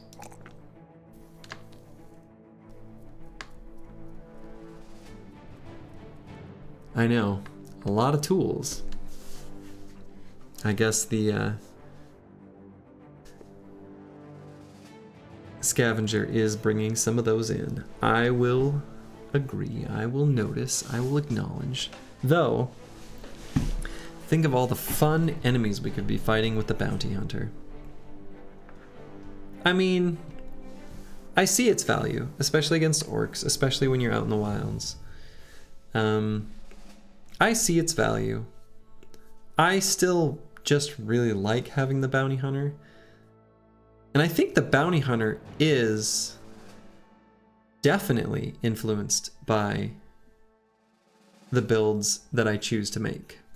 Because goblin champions are common as hell, and in all seriousness, a named goblin spear I actually kind of like. So, yep, I've got the surgeon.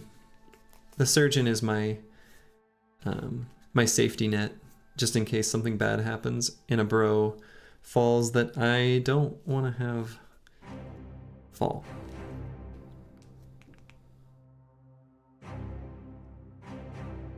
I think I'm going to bump up this guy's resolve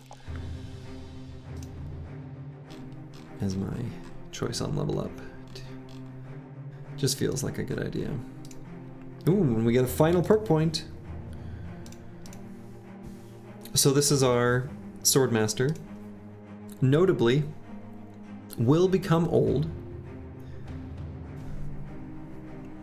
Yeah, I mean I do get one more, however. 35 or 3350, which is actually quite a lot of renown. It takes a decent while to get there. Sort of depends on, and that depends a lot on the ambitions you're offered, because I still had really good fight density. Completed a bunch of contracts, which are good for renown, but even still, I'm a little ways away from the 5th seat. The fifth, honestly, what I often end up doing is I get the alchemist kind of near the end, as I'm like crafting a bunch of stuff to throw on named gear that I've found. The 5th is definitely, I don't feel like I have a usual. The last couple runs it's been the alchemist, but that's not common.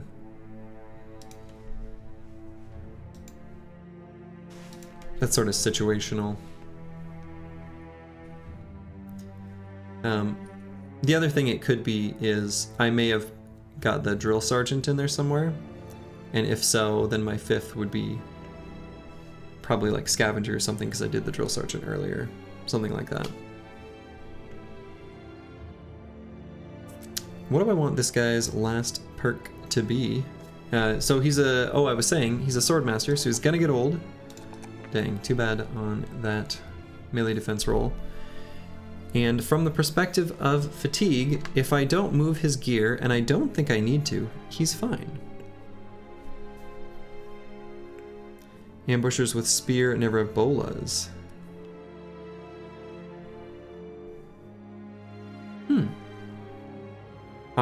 You are correct. I was not aware of that. Huh. Interesting. Anyway, our swordmaster here, he's got 28 fatigue. That's good enough. When he gets old, it'll drop down to 18. Totally usable. No need to do anything about it. I'll probably leave this gear right where it is. His hit points will also go down 10. That one I do care about. So let's definitely get that as high as possible. And here, I'm thinking this Swordmaster, I think this is, I'm going to choose a perk that I think is honestly kind of bad. Yeah, there is. I will send you the link to the Discord. When I'm referring to the Discord, I'm usually referring to this one. Right there. There is another overhyped Discord that has a different crew of people. There's a lot of overlap, but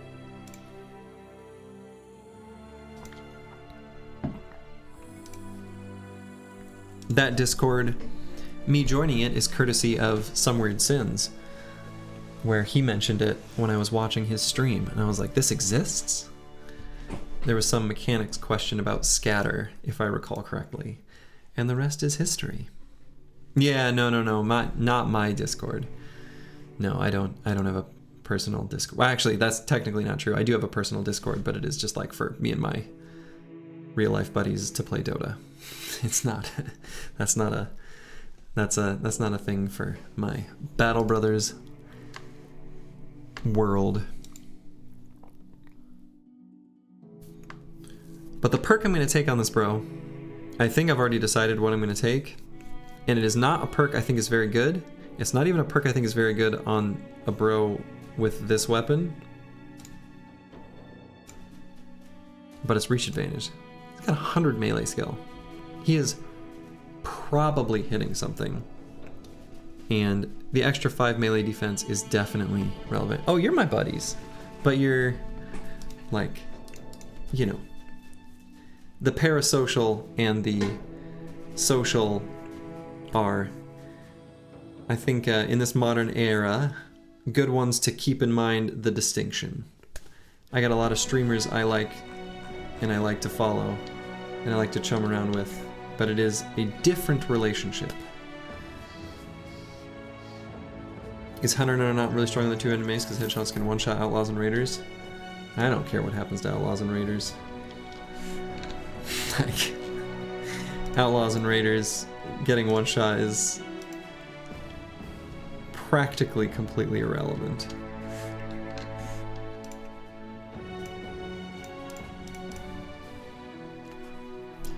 Alright, we're gonna cycle out this guy, so I guess I'm gonna bring in one of the old Catal bros. I will not put him in there naked.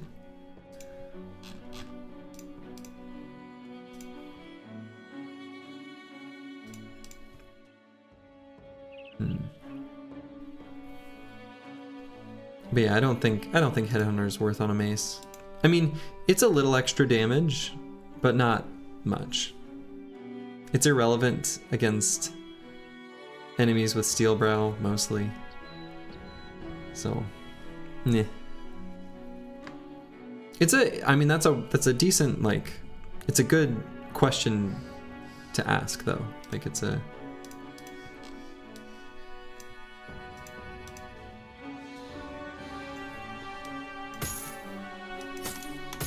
Actually, why don't I just go ahead and put this on him?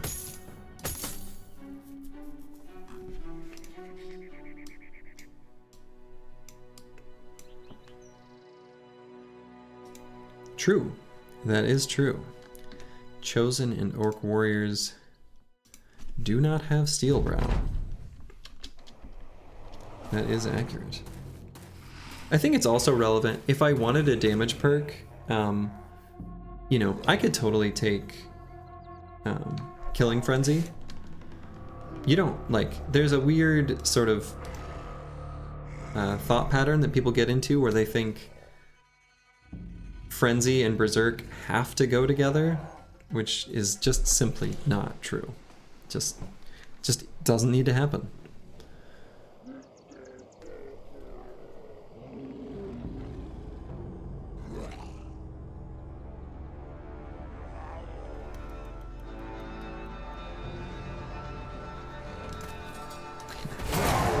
Indom Billhook Duelist. The new meta.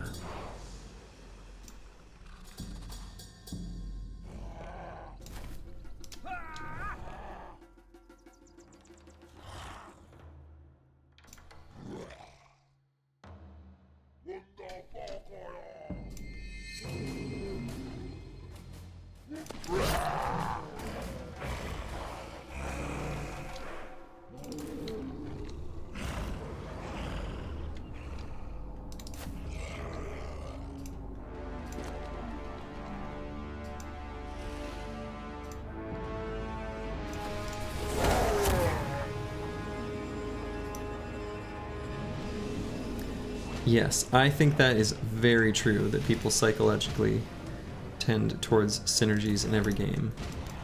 It's interesting that I know I talk about this game a lot, and I've never played it on stream, and this one, maybe I will.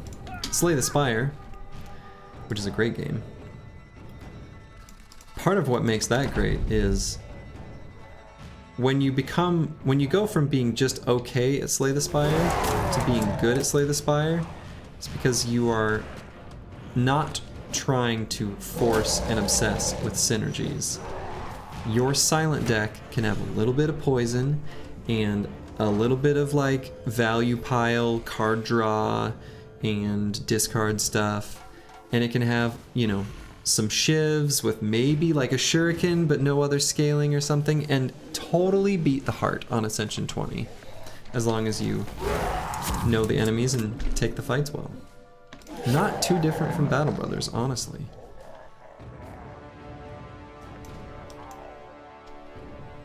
But yeah, everyone taking Bullseye on their archers is like the perfect, quintessential example of people wanting more synergies. They feel like it just makes sense. And I understand the,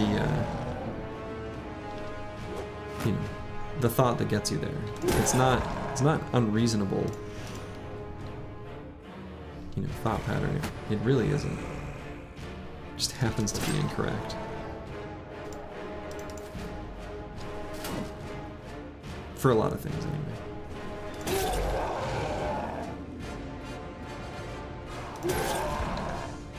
And that is also true, that the way it works is definitely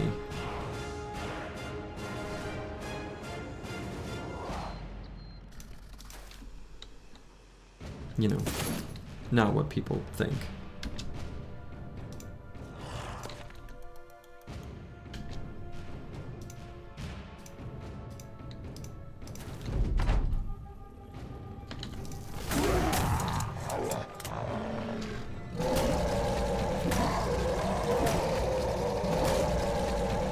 Wow, look at all those stuns, you nerds.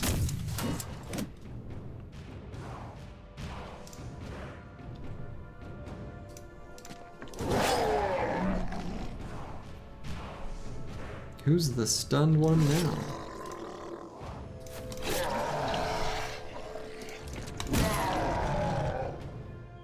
And it's still me.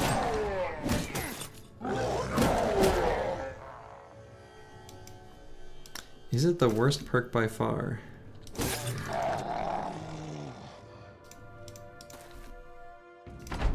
It's probably pretty close.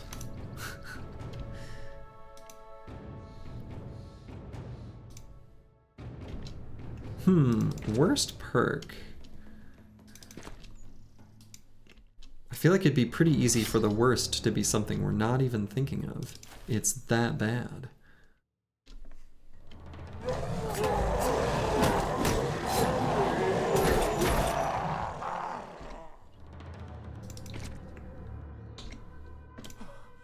Worst perk. I like this question. Actually, I wonder if it's... Oh, what do we have here? Oh, well, Okay, we'll take a look at that. Get rid of this strange meat. Worst perk, that's not how you open. I pressed P, like P stood for perk. You know, Bullseye is probably not too far below Crippling Strikes. Crippling Strikes is pretty bad.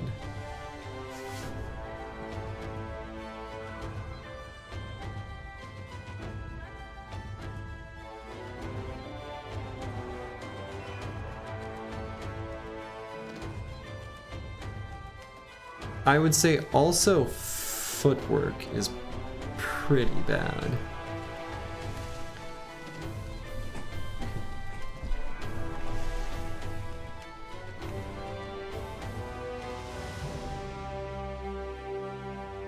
Yeah, so I think bow mastery, if you get like a solid named warbow, it's worth taking. So I think you can say, don't get me wrong, regular bows, junk. Forget them. A good named warbow, like good. Like I'm saying, it rolled damage and it rolled pen, and you've got a great bro for it with good ranged attack, can be effective. And in that case, taking bow mastery makes sense. So I think it's very situational. I think bow mastery is, you know, worth taking in that situation. Resilient is super situational, but definitely there are situations like against to unlock Hexen and things like that where it's indisputable in how good it is in those specific fights. If you were doing where you were trying to do all legendary locations, maybe getting one bro with Resilient that can run forward and wait against Hexen is totally legit. And yeah, I think Taunt is okay in pleb tanks. I actually also think Taunt is okay as a flex perk on the spear builds that I like to make. Because you can pull enemies in from further that might have wanted to go somewhere you don't want them to. Or you can use Taunt on your spear bros as a way of kind of doing turn order manipulation. And by that what I mean is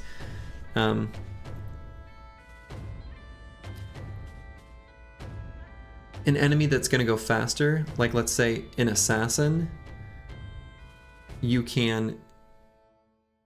It's not even turn order manipulation, actually, I guess in that case. It's just like you can force them to charge at a spear. They will do that, you know. So there's situations. Yeah, and I think rotation definitely has a place, actually. I'll take rotation once every like few runs on a bro, and I usually feel okay about it. And I agree, they can change your decision on if you take a certain fight or not. Yeah, I really think it's just between Bullseye and Crippling Strikes. Maybe someone knows of a good reason for Crippling Strikes to be good. Maybe it gets you over a threshold for a certain enemy on a puncture bro. Maybe.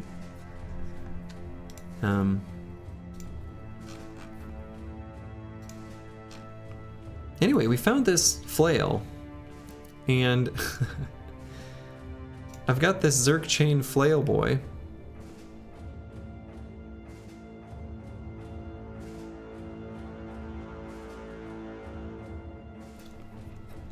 I'm gonna be honest, I think this flail is better. This flail I just found, I think is better. It's got additional chance to hit the head, and it's got more damage ignores armor. Yeah, I agree. I agree with your take on rotation, Akibio. And Bijante, I actually also think if you do the duelist version of a one-handed spearman, footwork is worth considering, for sure. I just wish it didn't cost so damn much fatigue. They're so expensive.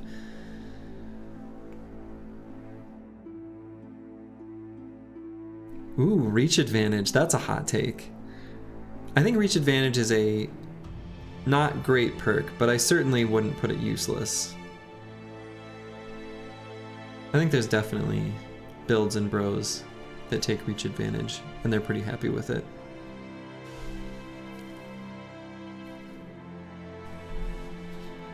So yeah, annoyingly, this Zerk chain fatigue neutral that I built is no longer going to have a Zerk chain.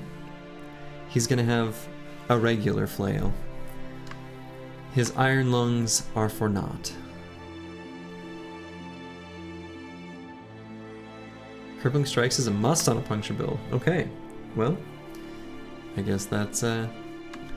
I don't really make puncture builds very often. Maybe I'll try one. Maybe I'll try one next run. I'll have to think about what I want to run and how I want to fit it in, but yeah, it's pretty good, right? Rolling damage ignores armor and chance to hit head is pretty excellent. I definitely checked the streamer checkbox before, hidden in the menu options before launching the stream. For sure.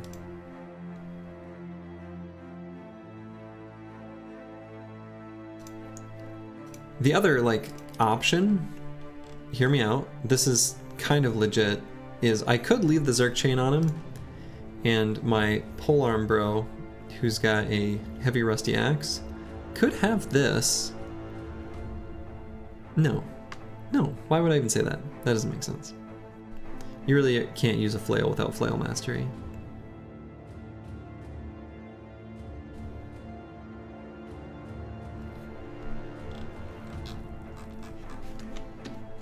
Yeah, I think I agree with Akibio that, like, reach advantage is, that's not a bad perk. It's rare to take, but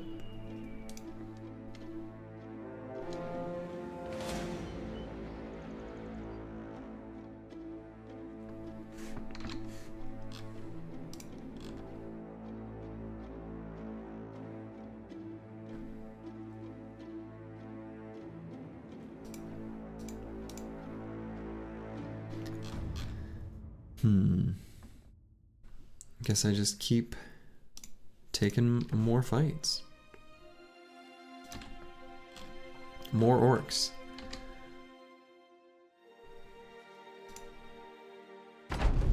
Have I tried War Tales yet? I have seen a little bit of gameplay footage of War Tales, and I think it has a lot of superficial similarity to Battle Brothers, for sure, but I think the ways in which it is different are pretty important to me for what I want out of a game. So, unless my read on what the game is incorrect, I think War Tales is not something that I'm too terribly interested in. Well, let me rephrase. I wouldn't mind it as like a casual sort of fun, I'm just farting around and enjoying a new game experience, which I do also like to do. I like Final Fantasy Tactics a lot. It's one of my favorite games, and I would definitely describe Final Fantasy Tactics as fitting in that category, which is awesome, and I think games being good in that way is great.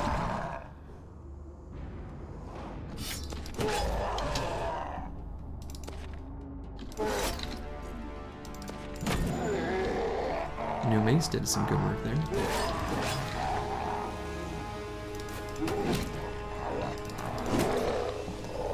But yeah, these orcs are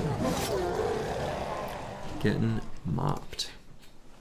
Oh, and we got a nimble armor. Collecting these en masse, it seems.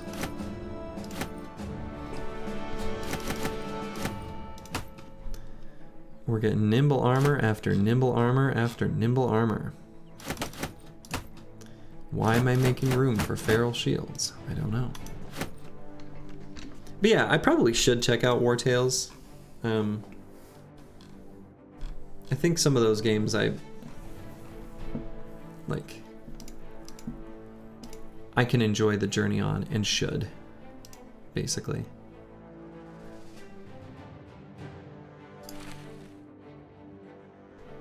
Hey, good night, Bijante. Have yourself a wonderful sleep. Pretty happy with all of the nimble armors that we're finding. That's great, because we've got bros for them. So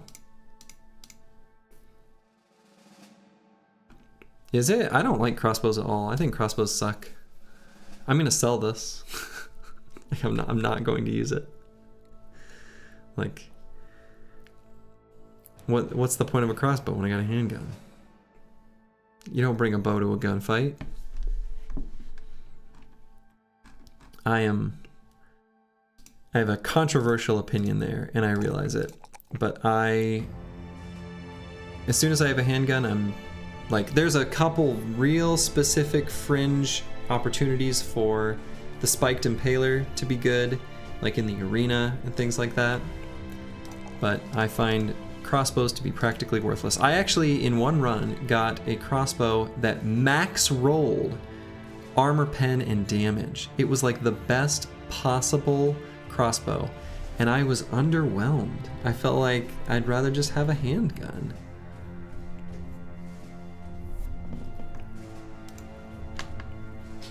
I could put it on the best ranged attack frontline, bro.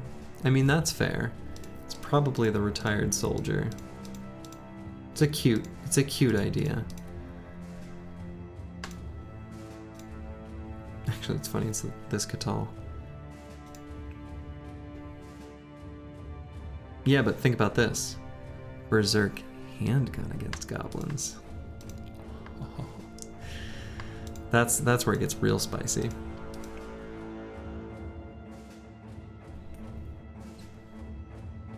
Multiple goblins per attack.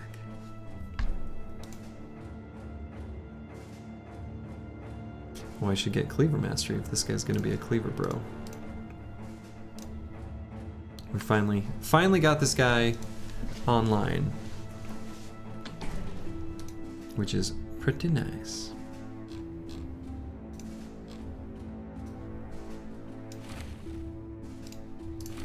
We're gonna swap their armor and helmets here between these two.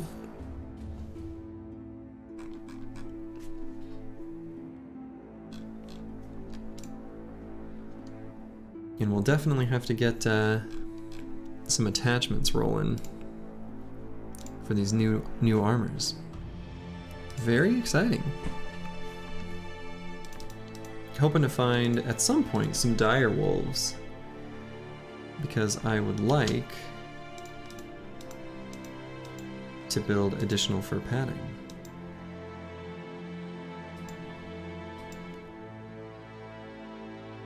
On some of those remaining armors to make use of the white fur that I got sitting around. And for the nimble armors, it's basically either gonna be hyena pelts or hyena, whatever it's called. Ooh, that looks like a nice spicy fight. Little mini monolith, only without the necrosavants.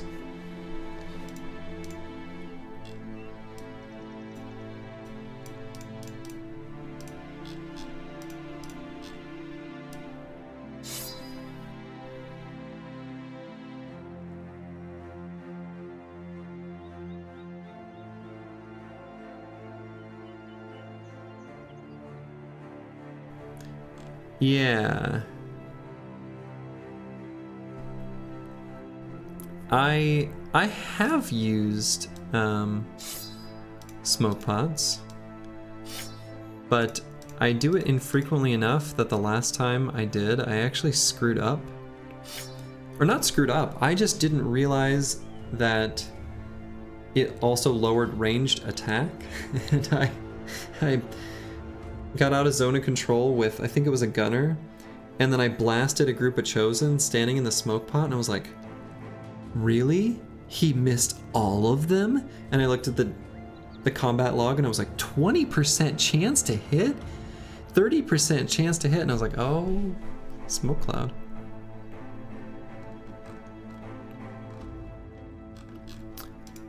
But yeah, for Goblin City specifically, I think that's a reasonable take, that using a crossbow for that is reasonable.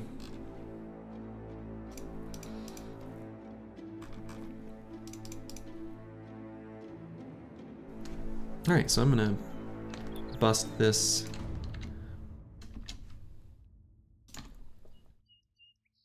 Ancient Dead camp.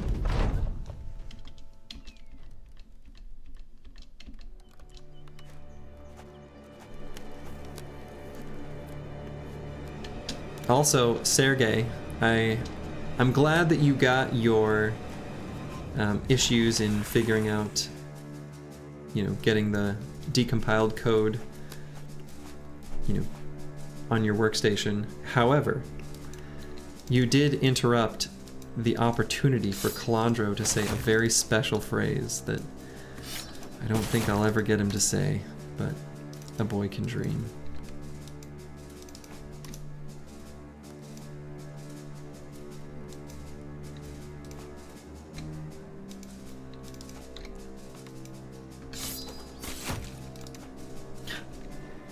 Legionaries living, or unundeading. Living isn't maybe the right word.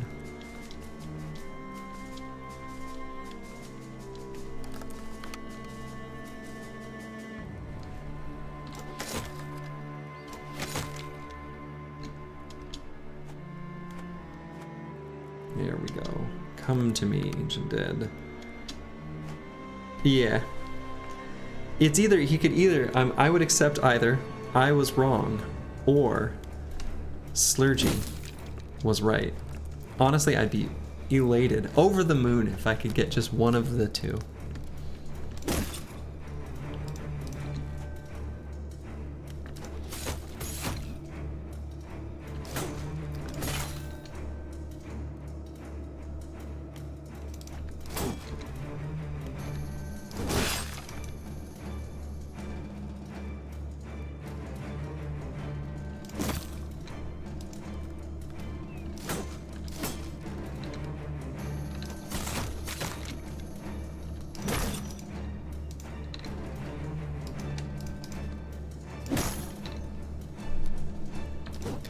But yeah, I would accept either I was wrong or Slurgy is right.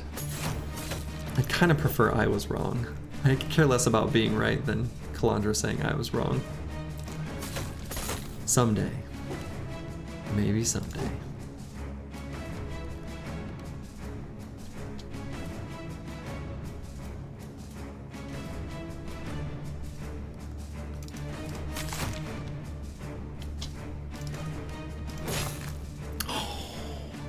I didn't decapitate because I thought it would be enough damage. I mean, he pulled a technically card out there, but it's a pretty... I mean, there's no interpretation, I don't think, of what we were looking at where anyone could possibly agree with his assessment. I'll put it that way.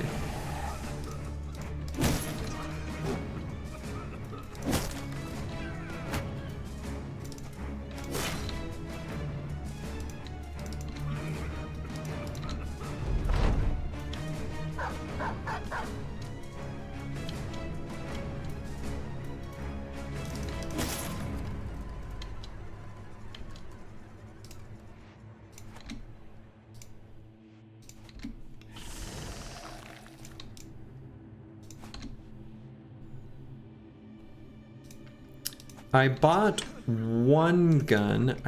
Well, technically now two, because I bought a named one.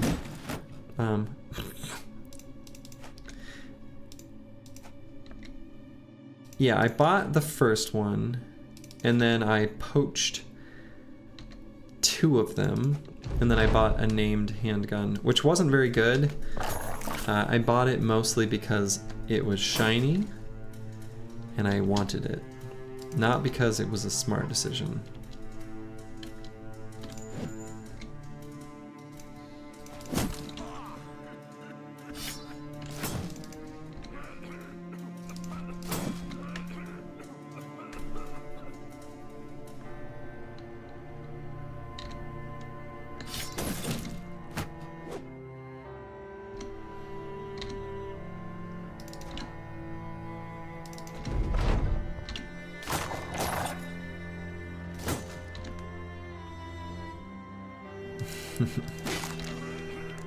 Well, it's not a very good handgun. I'll show you. It is... where? Here. So it's got effectiveness against armor. I mean, handguns for stripping armor is kind of a thing, right? So going from 90 to 113, like, that's okay. And then it's lighter. Minus fatigue from 14 to 9. You know, I don't know. It's not very good.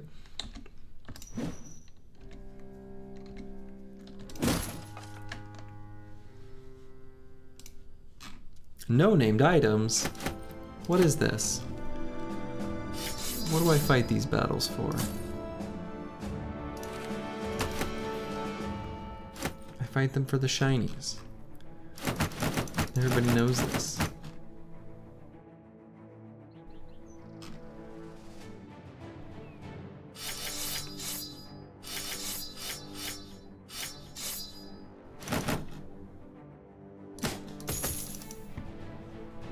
Yeah, it's all pretty much the cheapest stuff left behind.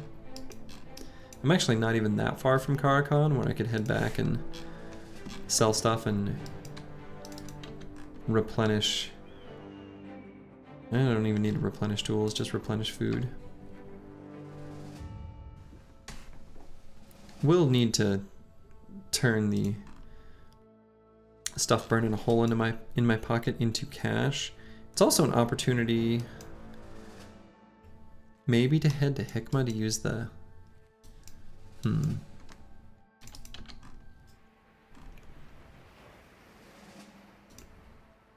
use the taxidermist. Yeah, let's head back to Caravan. A cute little nomad camp out in the middle of nowhere. A cute little desert oasis. A potential fledgling future city. Go to arena? I would, if I didn't accidentally lock myself out of the arena by angering those who reside there. Whoops.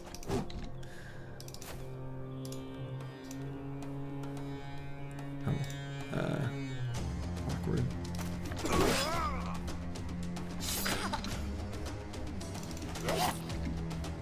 Yeah. I done goofed. Well, not really. I don't know. Honestly, doing arena is not that big a deal.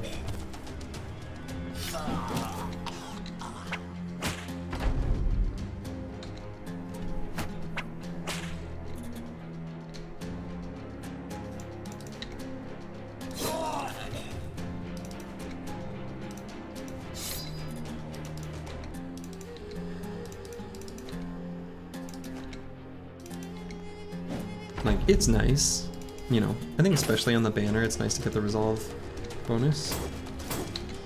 But,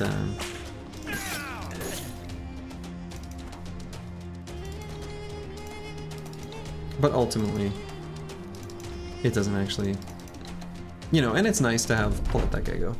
It's nice to have,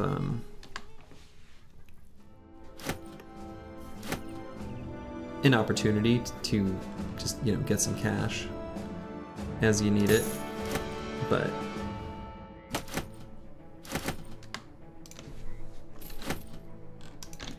And I am going to swap their throwing weapons back. Is it just one stack of jabs that I moved over?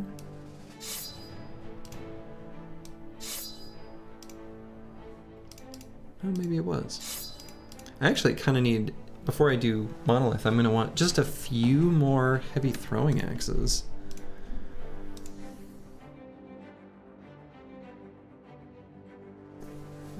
Letting trash archers attack Battleforge units gives you anxiety.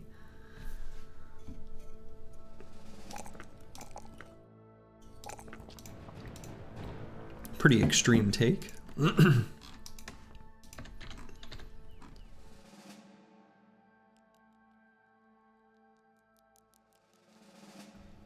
What, because they can puncture?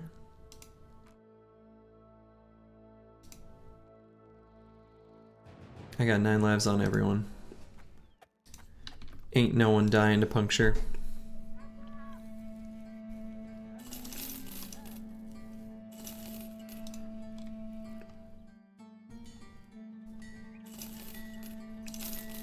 I should keep this coat of scales around and throw it on a... Let's see, any reason for me to keep this Warhammer? I don't think so.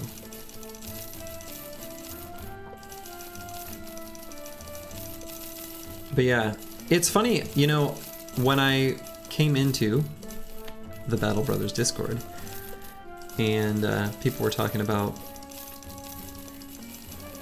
you know, the goblin puncturing you meme, I kind of didn't realize that it was a little bit serious, or people thought like that's ever actually happened to them. But because I take 9 lives on my forge units instead of Steelbrow, I don't know that I've ever had a unit die to puncture. Maybe I have, but oh no, I didn't repair. It's true. It's true. I keeping true to the weird, slurgy, quirky rules.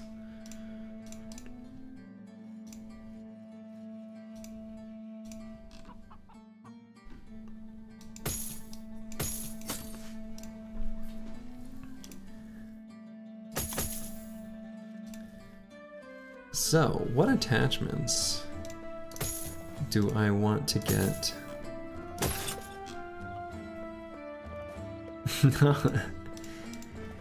No, Scrappy's good. That's how you should feel. You gotta be spunky. You gotta keep the streamer on his toes. Oh damn, that's very cool. That is a very expensive bottle of wine.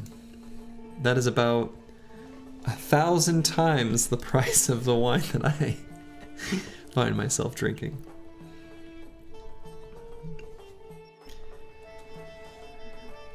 The old, shoot. What even is it? What is Trader Joe's, Chuck... I can't... Chuck something Chuck? What is it called? This bothers me now. Ah, Trader Joe's wines. Why doesn't it bring this up?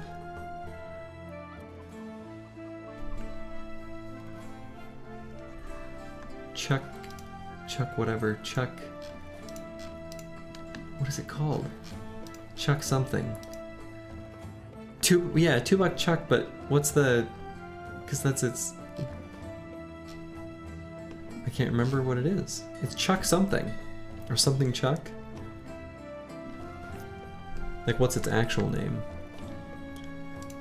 Chuck Norris? Maybe I do need a soundboard for a pa-dum-ts.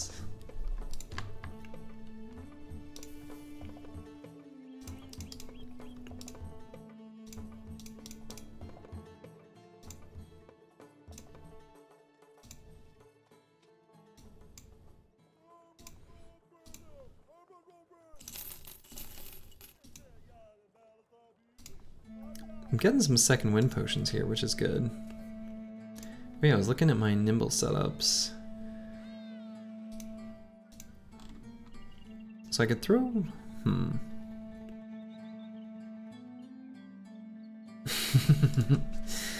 Yeah, you could kind of do the same thing that the StarCraft streamer Tasteless does, which is all just sound clips of Artosis, another StarCraft personality, being very angry. They have two wildly different streaming communities. Actually, the most wild is probably Artosis and Day 9 in their difference between each other. Artosis's Twitch is a special experience. Nothing quite like it on the internet.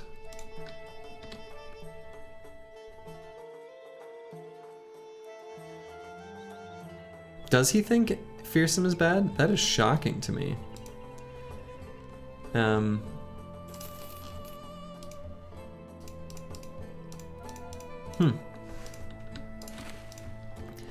I actually, I haven't watched much of his Battle Brothers content. His, but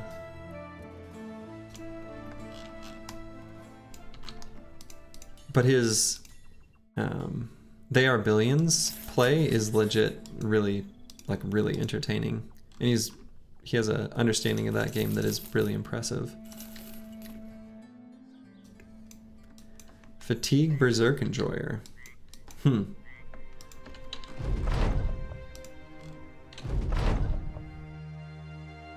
Oh, we lost an item. Latrine duty for a month. Get out of my sight. That's the first time I've had the Drunk Lose Item event even proc. Yeah, Arvius is... He's good. I've sent... At the end of my stream, I've rated him a couple times. I like watching him. I've watched him a good bit. Mostly just They Are Billions. I haven't really watched too much of anything else that he's played.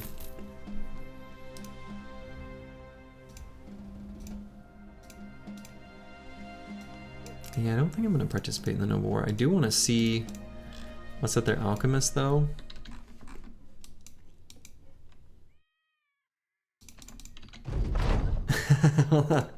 Is the spear outdated? Did people used to do that back in the day?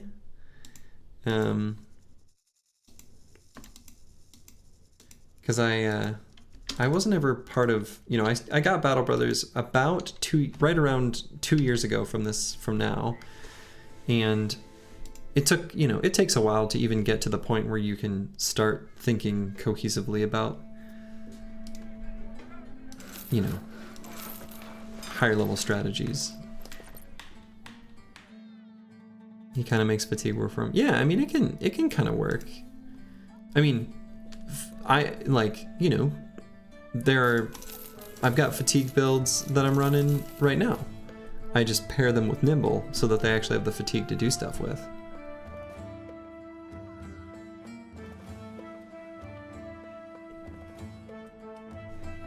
There are two players who you consider top 2, and both of them use builds that people in Discord would make fun of. I mean, people hate on the Sword Lance. I don't hate the Sword Lance. Sins hates the Sword Lance. I don't hate the Sword Lance. I actually really like this specifically. Like, I think this build is legit good and interesting and useful. There's a lot of situations where this comes in handy, and when it doesn't, you just hold one of these.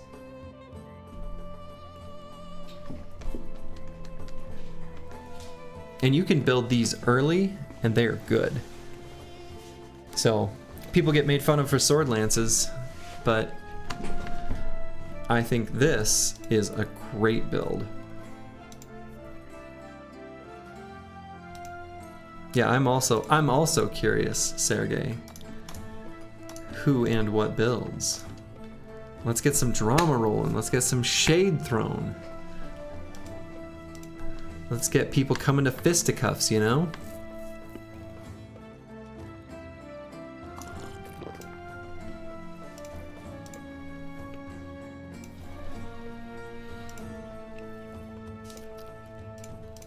So this guy has dodge, so I can give him a dodge setup, probably with like this armor because it's not quite as good.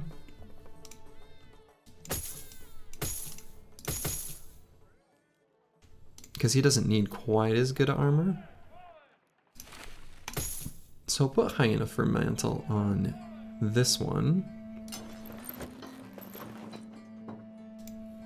Yeah, I've watched a little Grave Bees. Grave Bees has some interesting builds.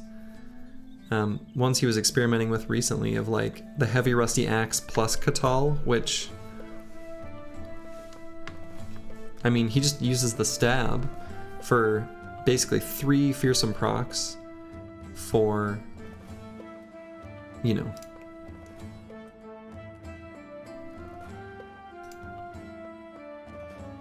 one turn.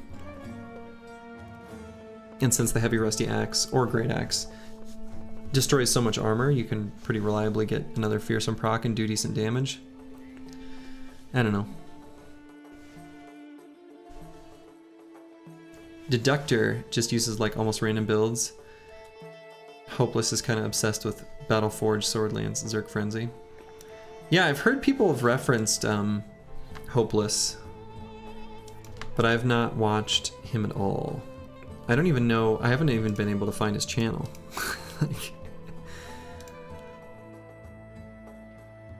And yeah, Deductor, and actually I found out Deductor is he's an old StarCraft nerd like me, so he's gotta be good people. That's how it works. I don't make the rules.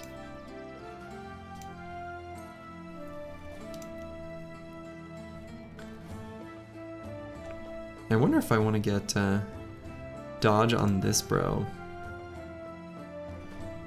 I could give him the hyena.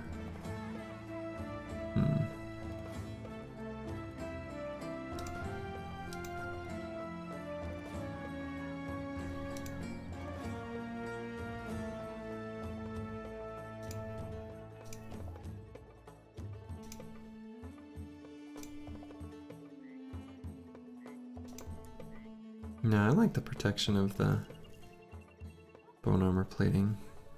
We'll see. We'll see what I end up doing here.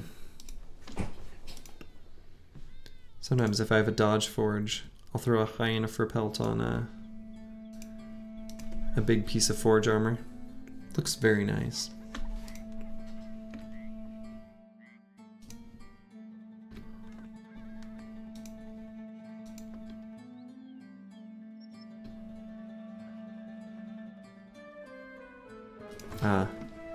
Yeah. Because Sergey, you speak Russian, right? Or is that just me drawing conclusions based on your username?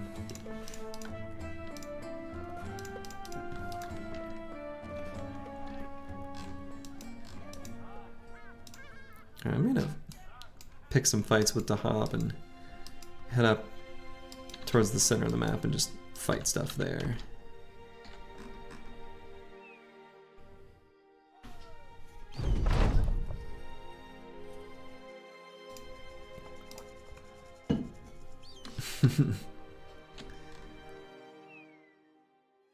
Yeah, that's fair. I mean, that's the thing is about any content creator or personality is that, like, it's okay to not like them or not, you know, enjoy their personality, at least for your own personal entertainment, for whatever reason that might be. Nothing wrong with that.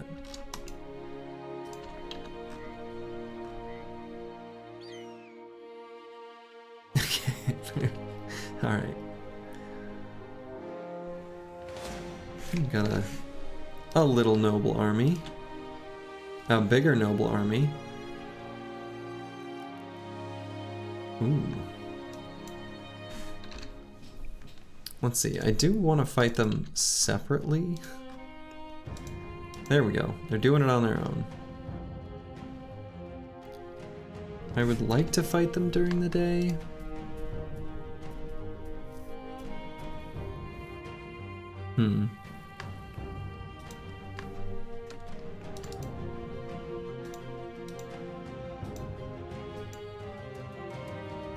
Okay. Sure. We'll do it at night. It lowers their ranged defense. And I think that's a Zweihander's helmet. I don't think that's the duelist cap. So, I want that.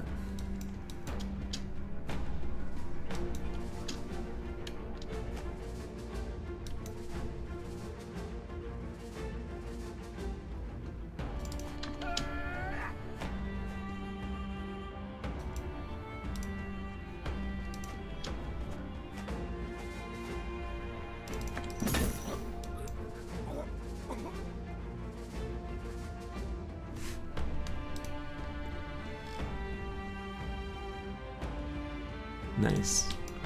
And we've got our headhunter stack. Kind of into that. Alright, let's try to get this guy back and tie up that knight. I also really want that helmet. I want some helmets here. That's kind of what's going on.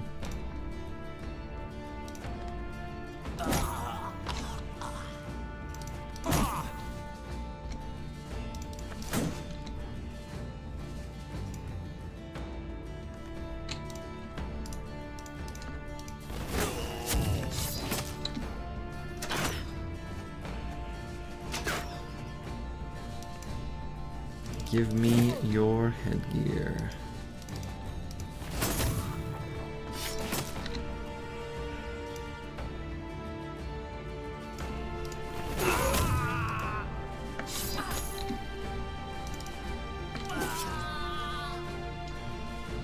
And we've made a very nice battle line. Indom banner. Standing on top of the world.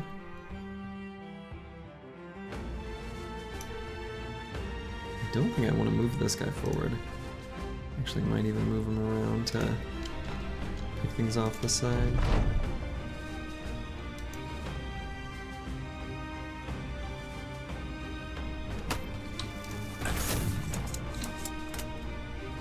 Never mind.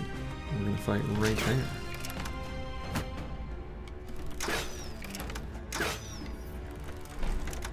I suppose the nice thing about fighting them at night is their arbalesters also miss, so that's kind of nice.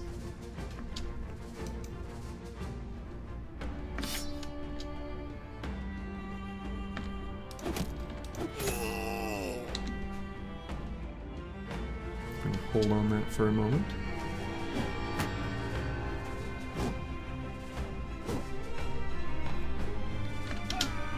Melee defense, pretty good skill.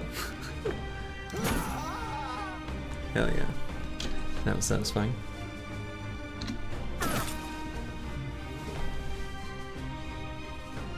Alright, so there's our knight. He's sort of obscured. So I'm gonna try to keep him alive.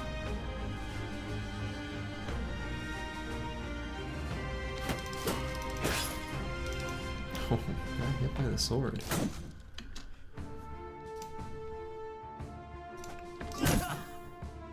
Okay, good. Good, good. Don't hit him in the head.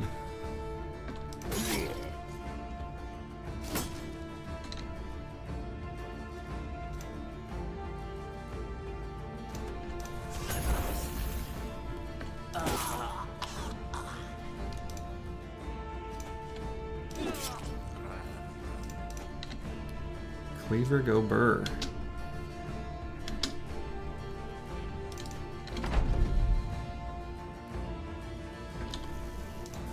Though that's hitting the knight, it's not gonna do enough damage on that headgear to make me worry about it. It's one of the nice things about a handgun. You can use it a bit to soften up enemies and not be too concerned about damaging armor that you want.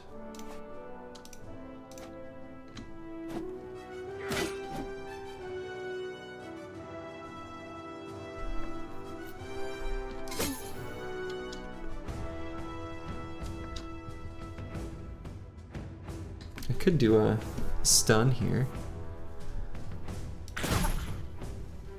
Yeah, I think I'm happy with that decision. I don't know if knights have relentless or not. I don't think so. Or not relentless. Resilient. That's the one.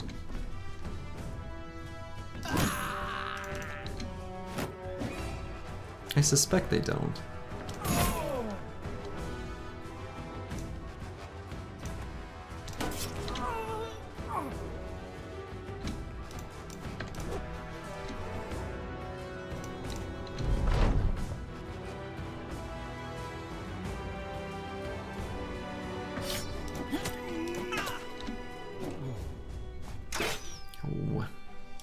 How do I report? Spam. Next. Spam. Next. Tell us more. Spam. Submit report. Block this user. Close.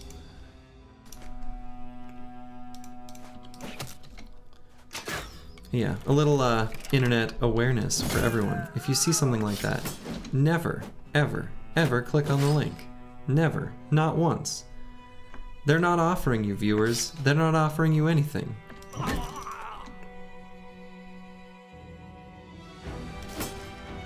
I think I did.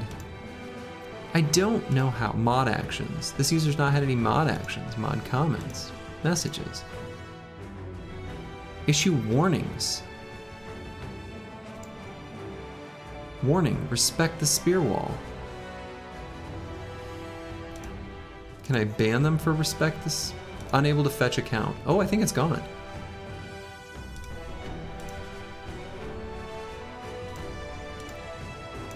It's on the first screen when you click in OBS.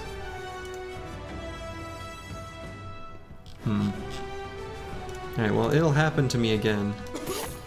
Right now I can't. I think the account is actually... I think it's gone now.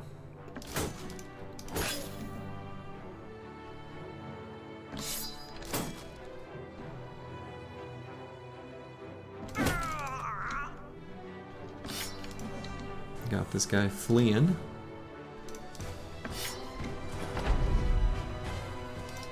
Yeah, they do not have resilient because he's still stunned.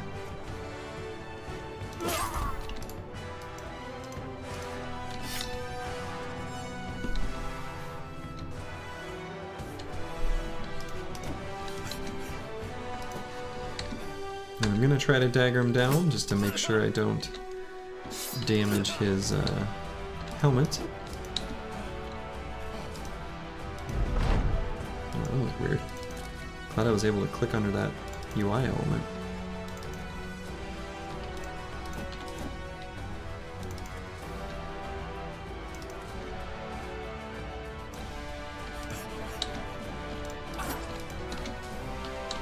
It does take a little... Oh, wait, huh?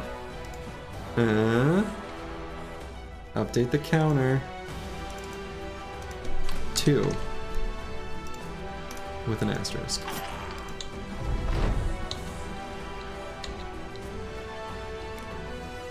So far I've not had a single relevant use of recover. But I have had 2 uses of recover that made daggering faster. You know, it's not nothing.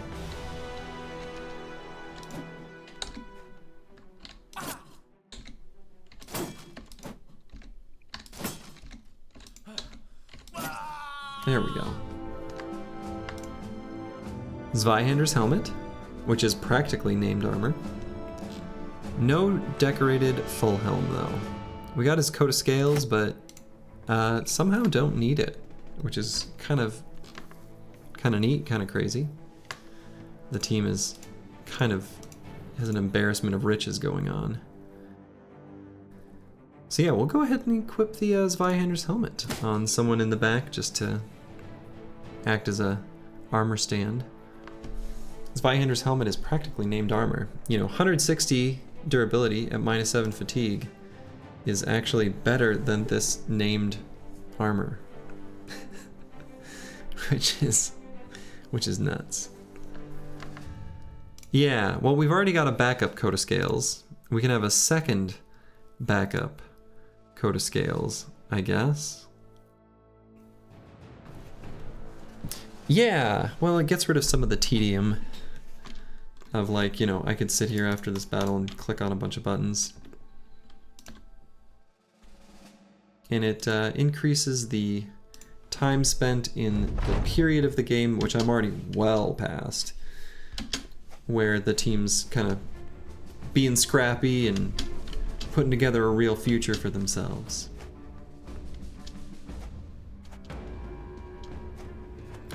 But yeah, this run is well past that point. We are truly in the blessed stage of the run, where everything that happens at this point is just for fun. It's pure gravy.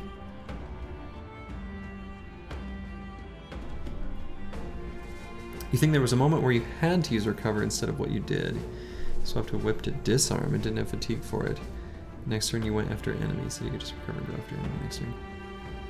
Did I ever? I don't remember ever using disarm on that bro at all.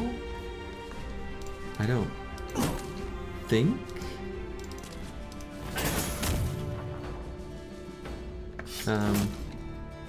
Yeah, I don't think I've used.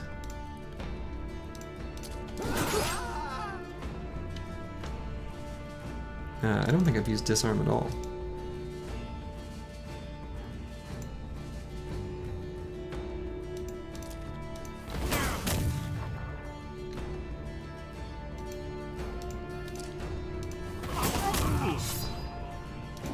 Because I don't have quick hands.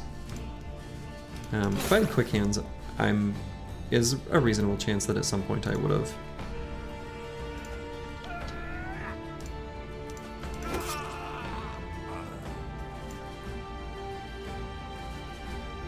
Oh, so it was a situation where I wanted to do so? I don't remember it. I'll take your word for it. I just don't remember. Oh, whoops. No. Okay, we'll just reload.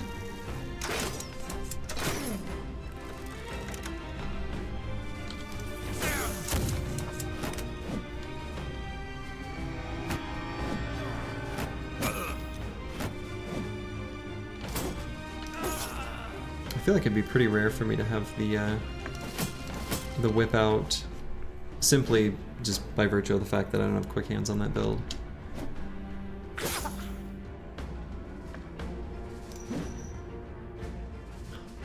Horik, you can't miss that.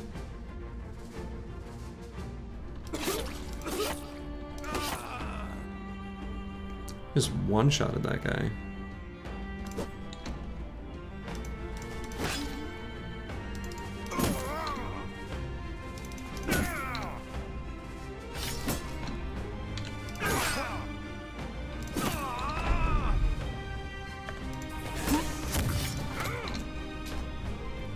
Yeah, the team is, we're way beyond, like,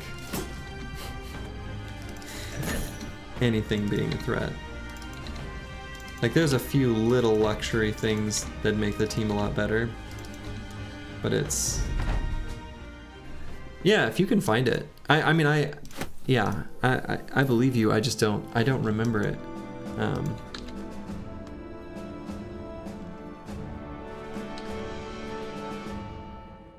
Right, yeah, this is important.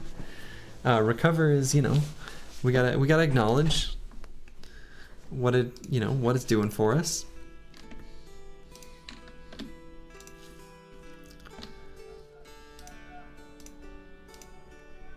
Yeah.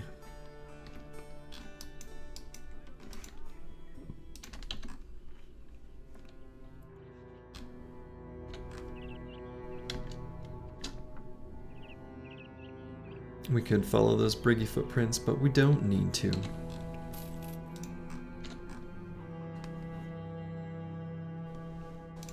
I could just go pick on that noble house some more. I like those armies they're sending out. I sold the extra scale armor. I didn't mean to, but I've already got one in reserve. probably, realistically, I'm never going to need more than just the one in reserve. At that point, it's a matter of swapping out the bro as well, not just the armor. So, ain't no big deal.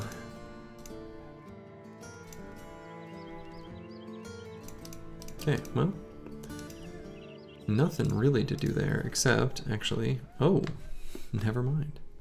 I was gonna say maybe buy some tools. They have none. So I want to get a few barbarian throwing weapons, and I want to take out some goblins to maybe do Goblin City. So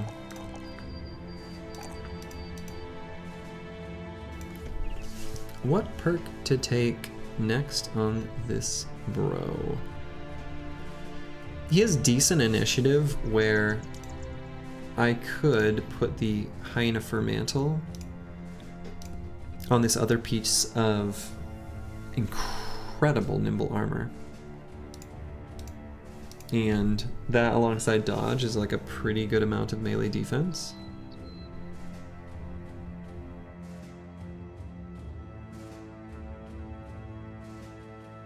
Or I could just kill more stuff. Let's do that. Let's get Berserk on the cleaver. These cleavers are they're sick. It's very funny to me that as a person that's like, I don't know. I'm not a big believer in the cleaver, but the game is a believer in giving me named cleavers that are like incredible weapons that I would be a fool to not use.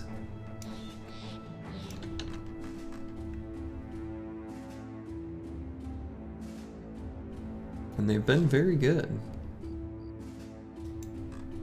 Kinda. Here we go. How far am I from?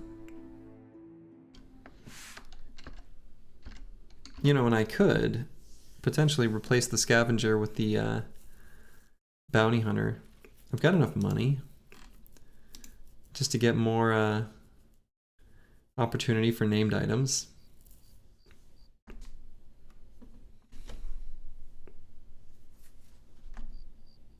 Let's do it.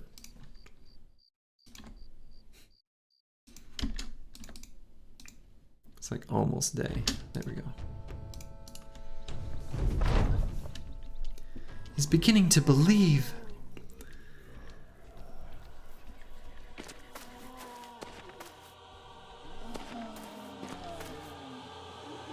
Okay, this is like a very free fight.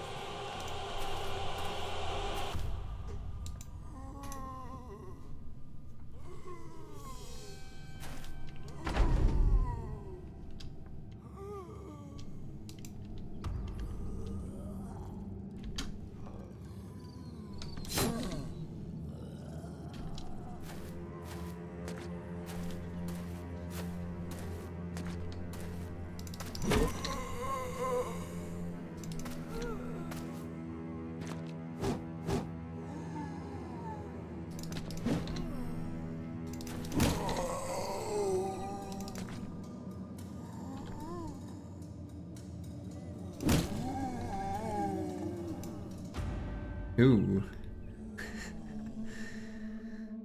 That's embarrassing for a quote website to not know. Though for some reason I feel like that sort of makes sense. In a weird sort of way.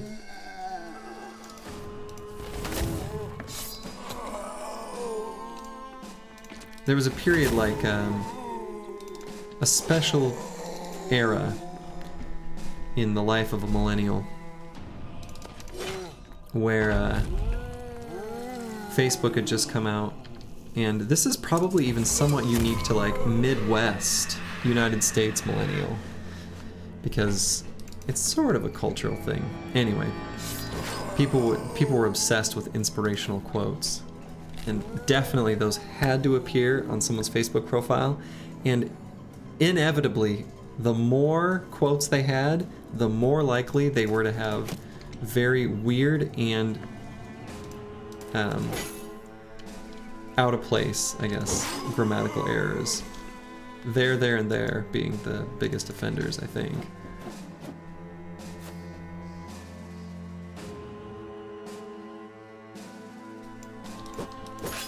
Yeah. I also enjoy the movies, but someone with an obsession to with the Matrix to create a quote website is probably, you know.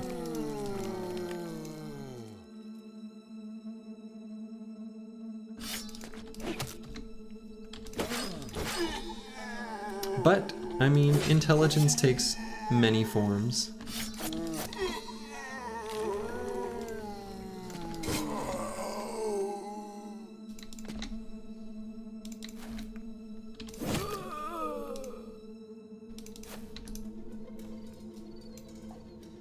The face of inspirational quotes.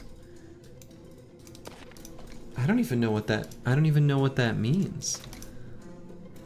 There's an awful lot of quotes, popular quotes by Albert Einstein and Abraham Lincoln. I feel like maybe those are the two most quoted. I feel like that's true.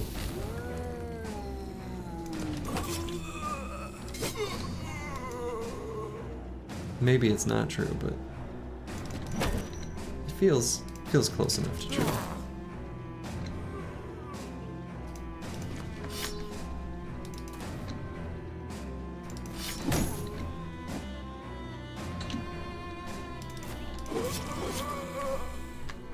Off with the heads.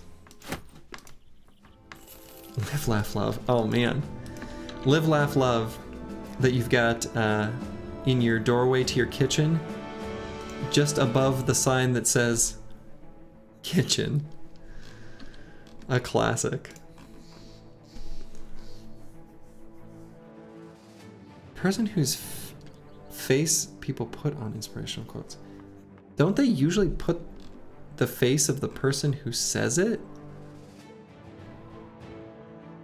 This is Slafter. That's right. Don't most inspirational quotes just put the face of the person? Like if it's a quote by Einstein, it's just a picture of Einstein. I feel like that's the most common.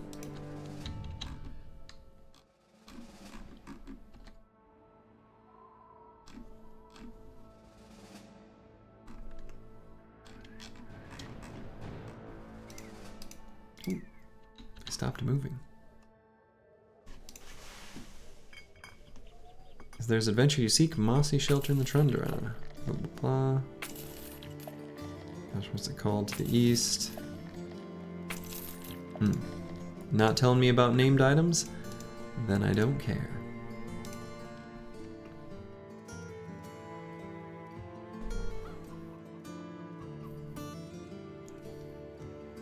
Used Jason Statham so much that it became a post-irony? I don't... That seems so weird to me. Like, really weird. Why would you put Jason Statham's...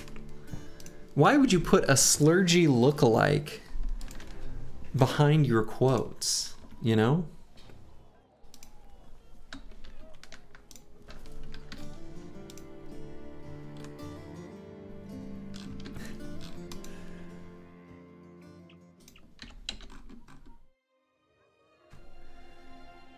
Yeah, I mean, I guess things that seem strange that are like really pointless, or like, I don't know, a difference that really doesn't matter, I think are more common than we might believe. They're just cultural quirks. Nothing here at this armorer that I want. Could grab a rondelle. May as well. Give me the Jason Statham. It's It is the look to have, don't you know?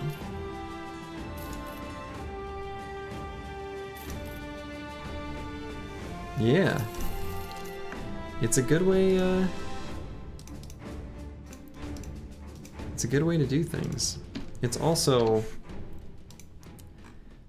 you know, for me, just the convenience of, you know, being able to do it myself in the other room.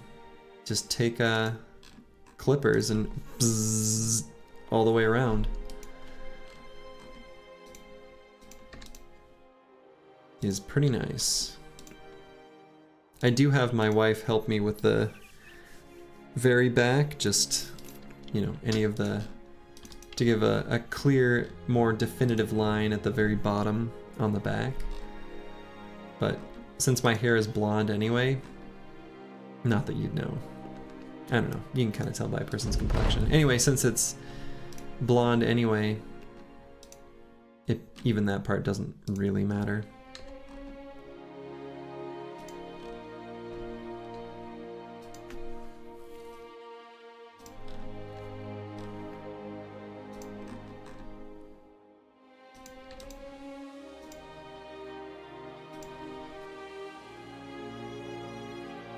Not finding many enemies. There's something.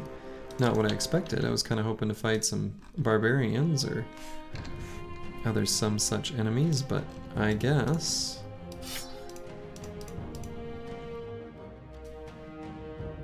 Honestly, I'm not even going to go through more than one stack of those. But we can do a ancient castle. These are relatively easy fights, usually, that can give some decent named gear, actually. It'll be... Mono will be soon. You know. Gonna do a few little hanger-on type things to kind of prep the team. There's a few things I still want to do, Goblin City being one of them.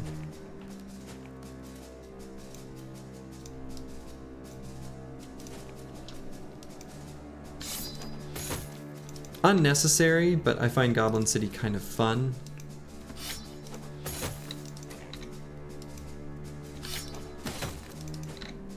Much easier to do with the Night Owl elixir, which I do not have. But I do have the Goblin trophy, so I can take like one fatigue neutral and just like beeline them right for that dumb pack of shamans that spawns in the main group. Certainly that's something I'll probably do.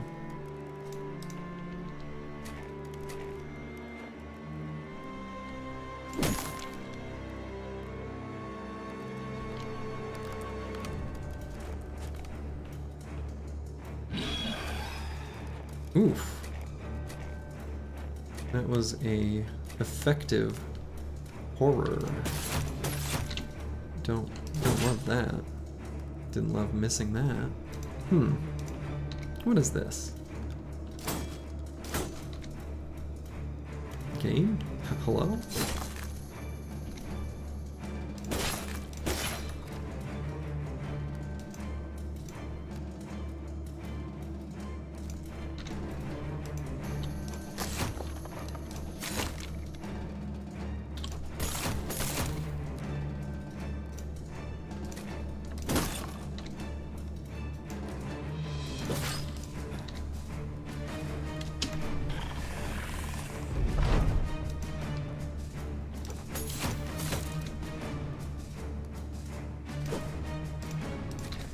That one gunner that... Oh, why would I do that?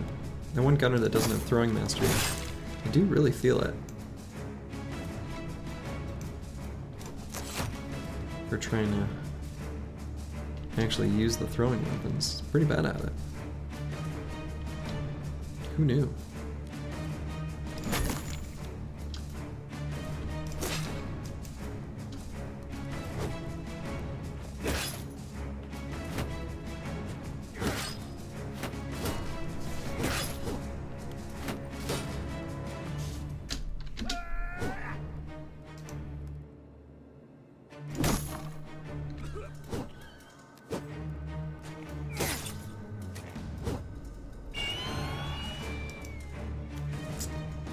Priests.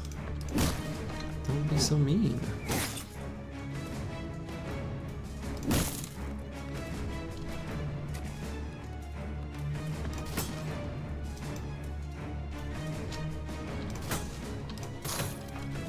There we go.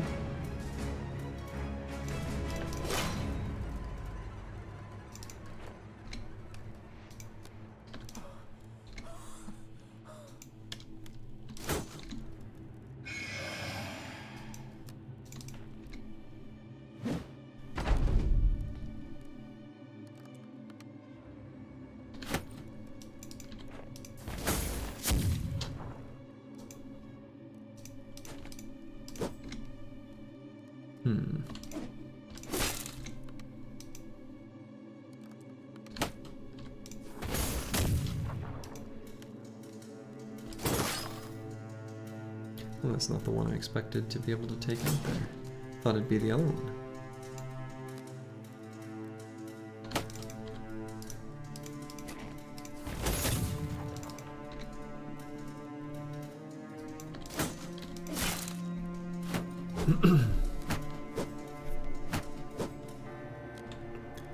Luckily, melee defense is a good skill. A very good skill. That was way more misses than I should reasonably expect, and extremely lucky. It's like a lot of misses.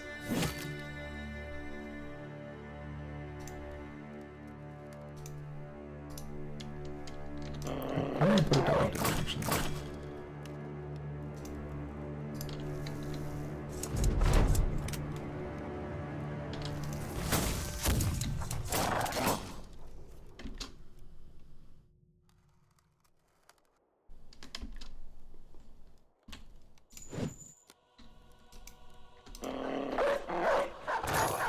Too much missing.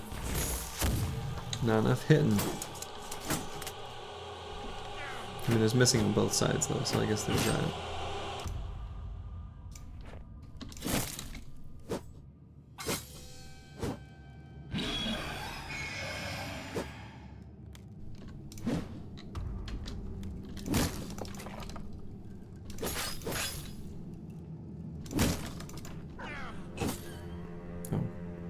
I did it again, where I just stepped in the miasma for kind of no reason.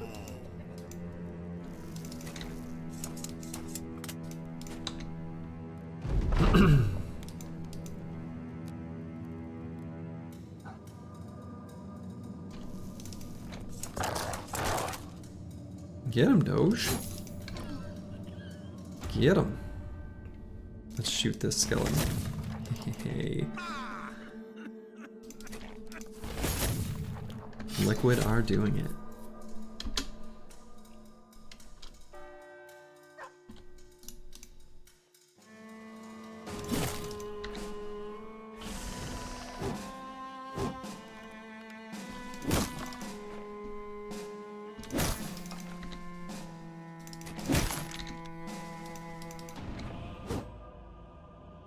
That was still a pretty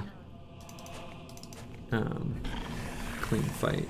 It's, I guess, not over, but it's basically over.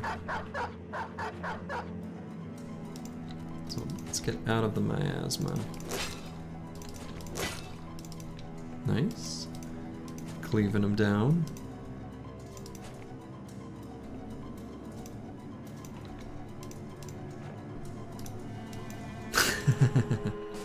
Good. I'm glad someone caught it. I expected no one to. I'm pleased that you recognized it, Akio.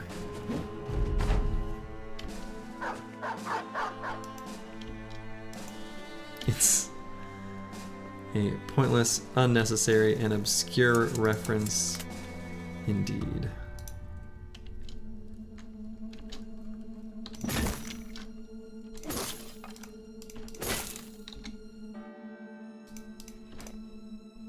I can't see over that. Right.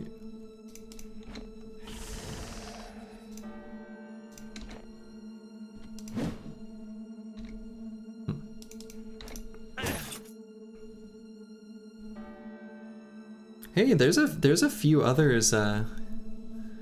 Grib is among us. There are dozens of us. Dozens. Okay, thanks, Sergey. Oh, like I could have used the whip to disarm the... Yeah, I gotcha. Disarm that knight. I think I know what you're talking about. I think I do remember that, actually.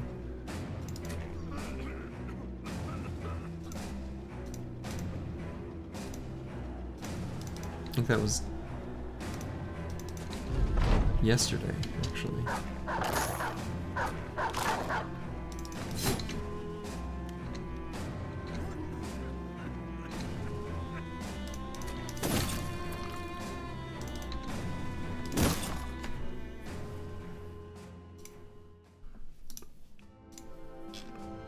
No named items, though. But really not much damage taken either. Like, the team took very, very little. So, whatever.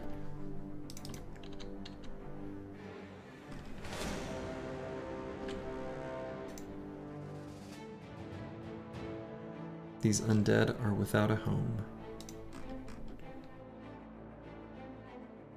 Yeah, I think I know what you're talking about, and that sounds right to me.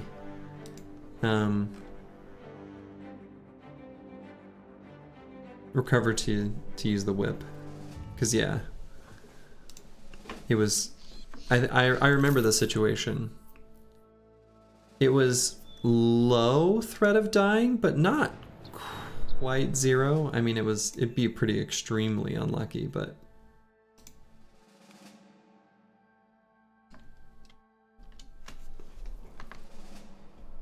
Okay, this is a bunch of little gobos. Oh my goodness. It is later than I thought it was. I'm gonna do this fight and then call it a night. Holy cow. I don't know how that happened. I was not paying attention to the clock at all. It is much later than I thought it was. I didn't start streaming until later, but I was just having fun. Yeah, I'm a bad recovery user. There was an opportunity, a missed opportunity. Kind of indisputable that correlates to a mistake.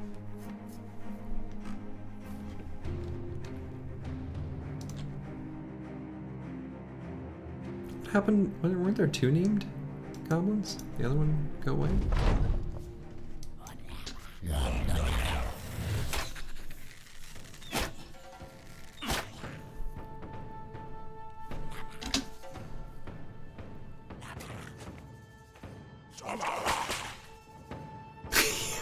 Yeah, that's Sergey, I think you're probably right.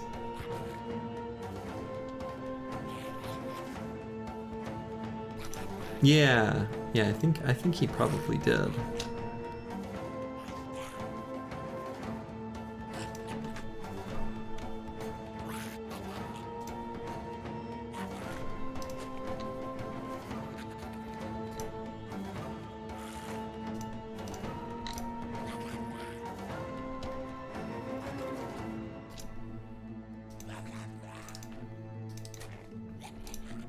Because I have a vague memory of that.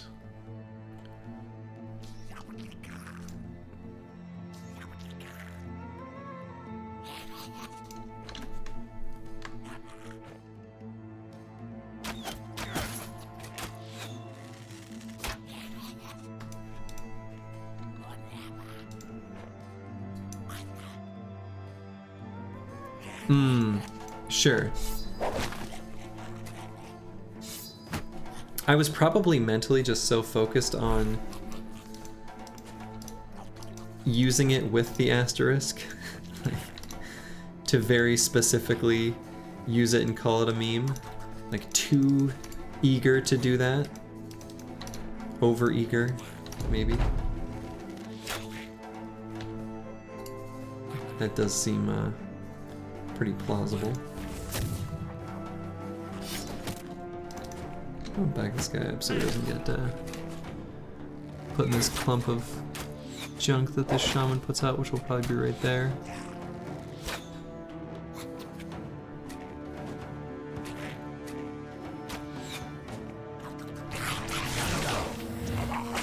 Okay, shaman's right there.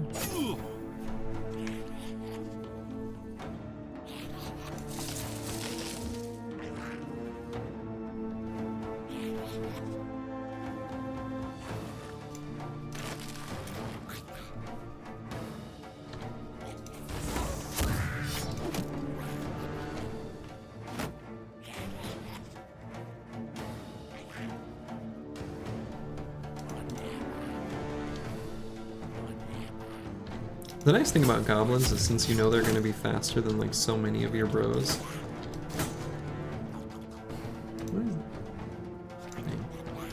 You can kind of really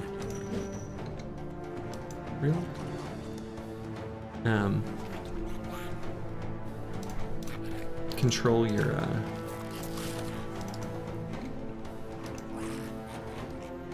you know, turns and surround enemies and stuff. There, finally. I don't want to put a dog down and just have it get clogged up there. Man.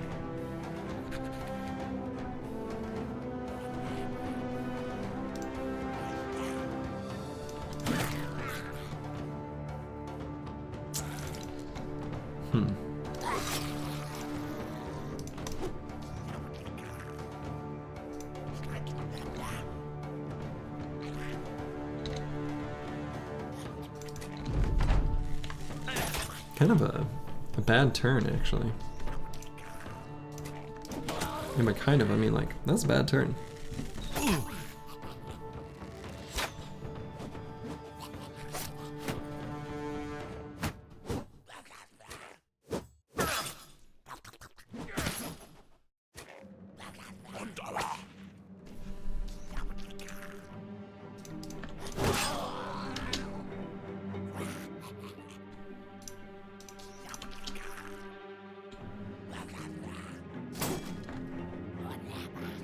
Should be hitting that one.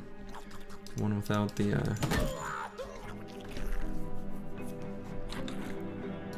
shield.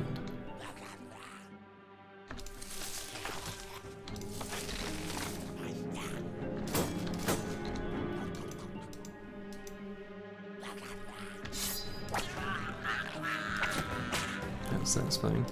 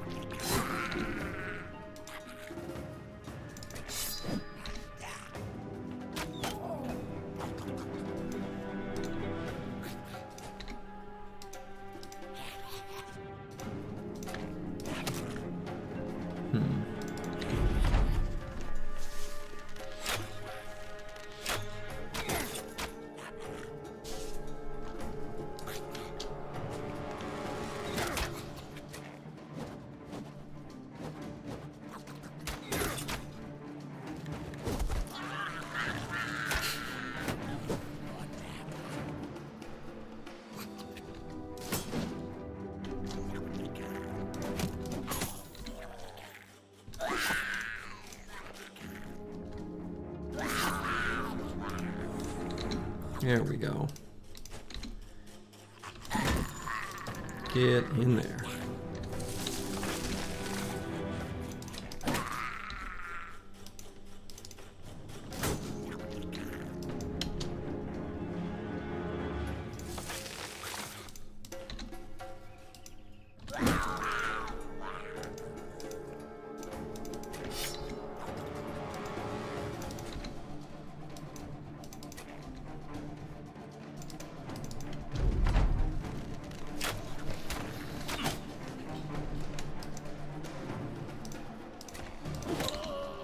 I don't know how it became so late.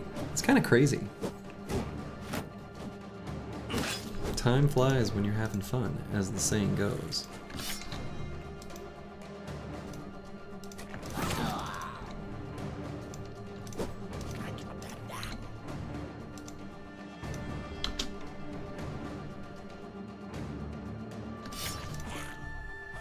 Oh, whoops.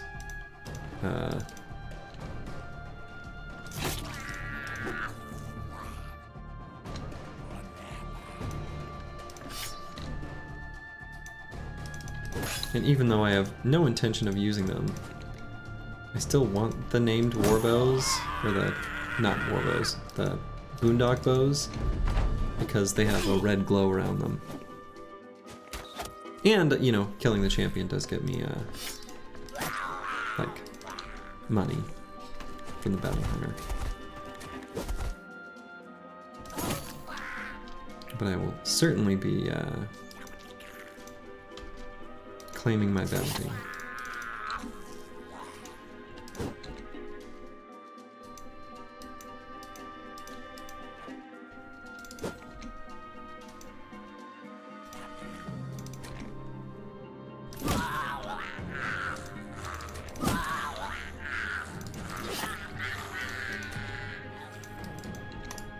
Oh, little goblins.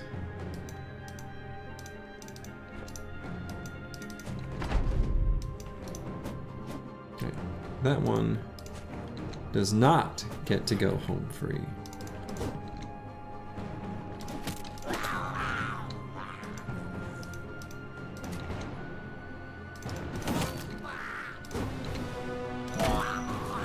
Goodbye, little goblins.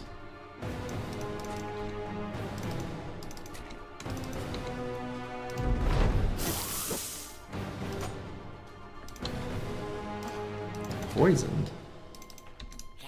Ludicrous. Okay. A two-handed axe? Oh my. It rolled damage and shield damage. And then a named goblin boondock bow that I don't really care about.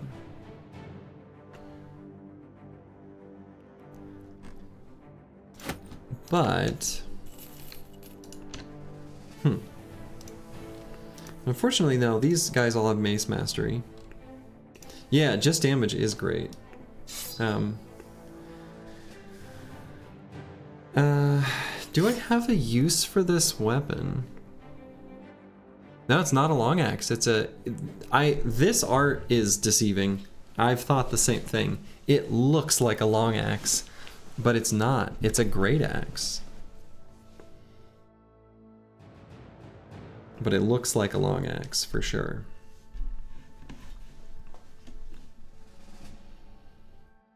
Yeah, it's very confusing. This icon is deceiving. Yeah, it's got good damage. I'm not sure how to use it though, because all my fatigue neutrals have their mastery. You know, these two being cleaver bros just makes too much sense. Their weapons are too good. It could be, honestly, no, this guy can't do it. He can't wield this. Yeah, it's like a man-splitter, basically. A little bit better and cheaper. So I mean, I'll use it instead of the heavy rusty axe on this guy, which is actually like, he uses this a decent amount, and that's pretty good. And boy, if you want to destroy a shield, that's your go-to. So not too big of a deal to get that for the company at this point, but it's still definitely nice.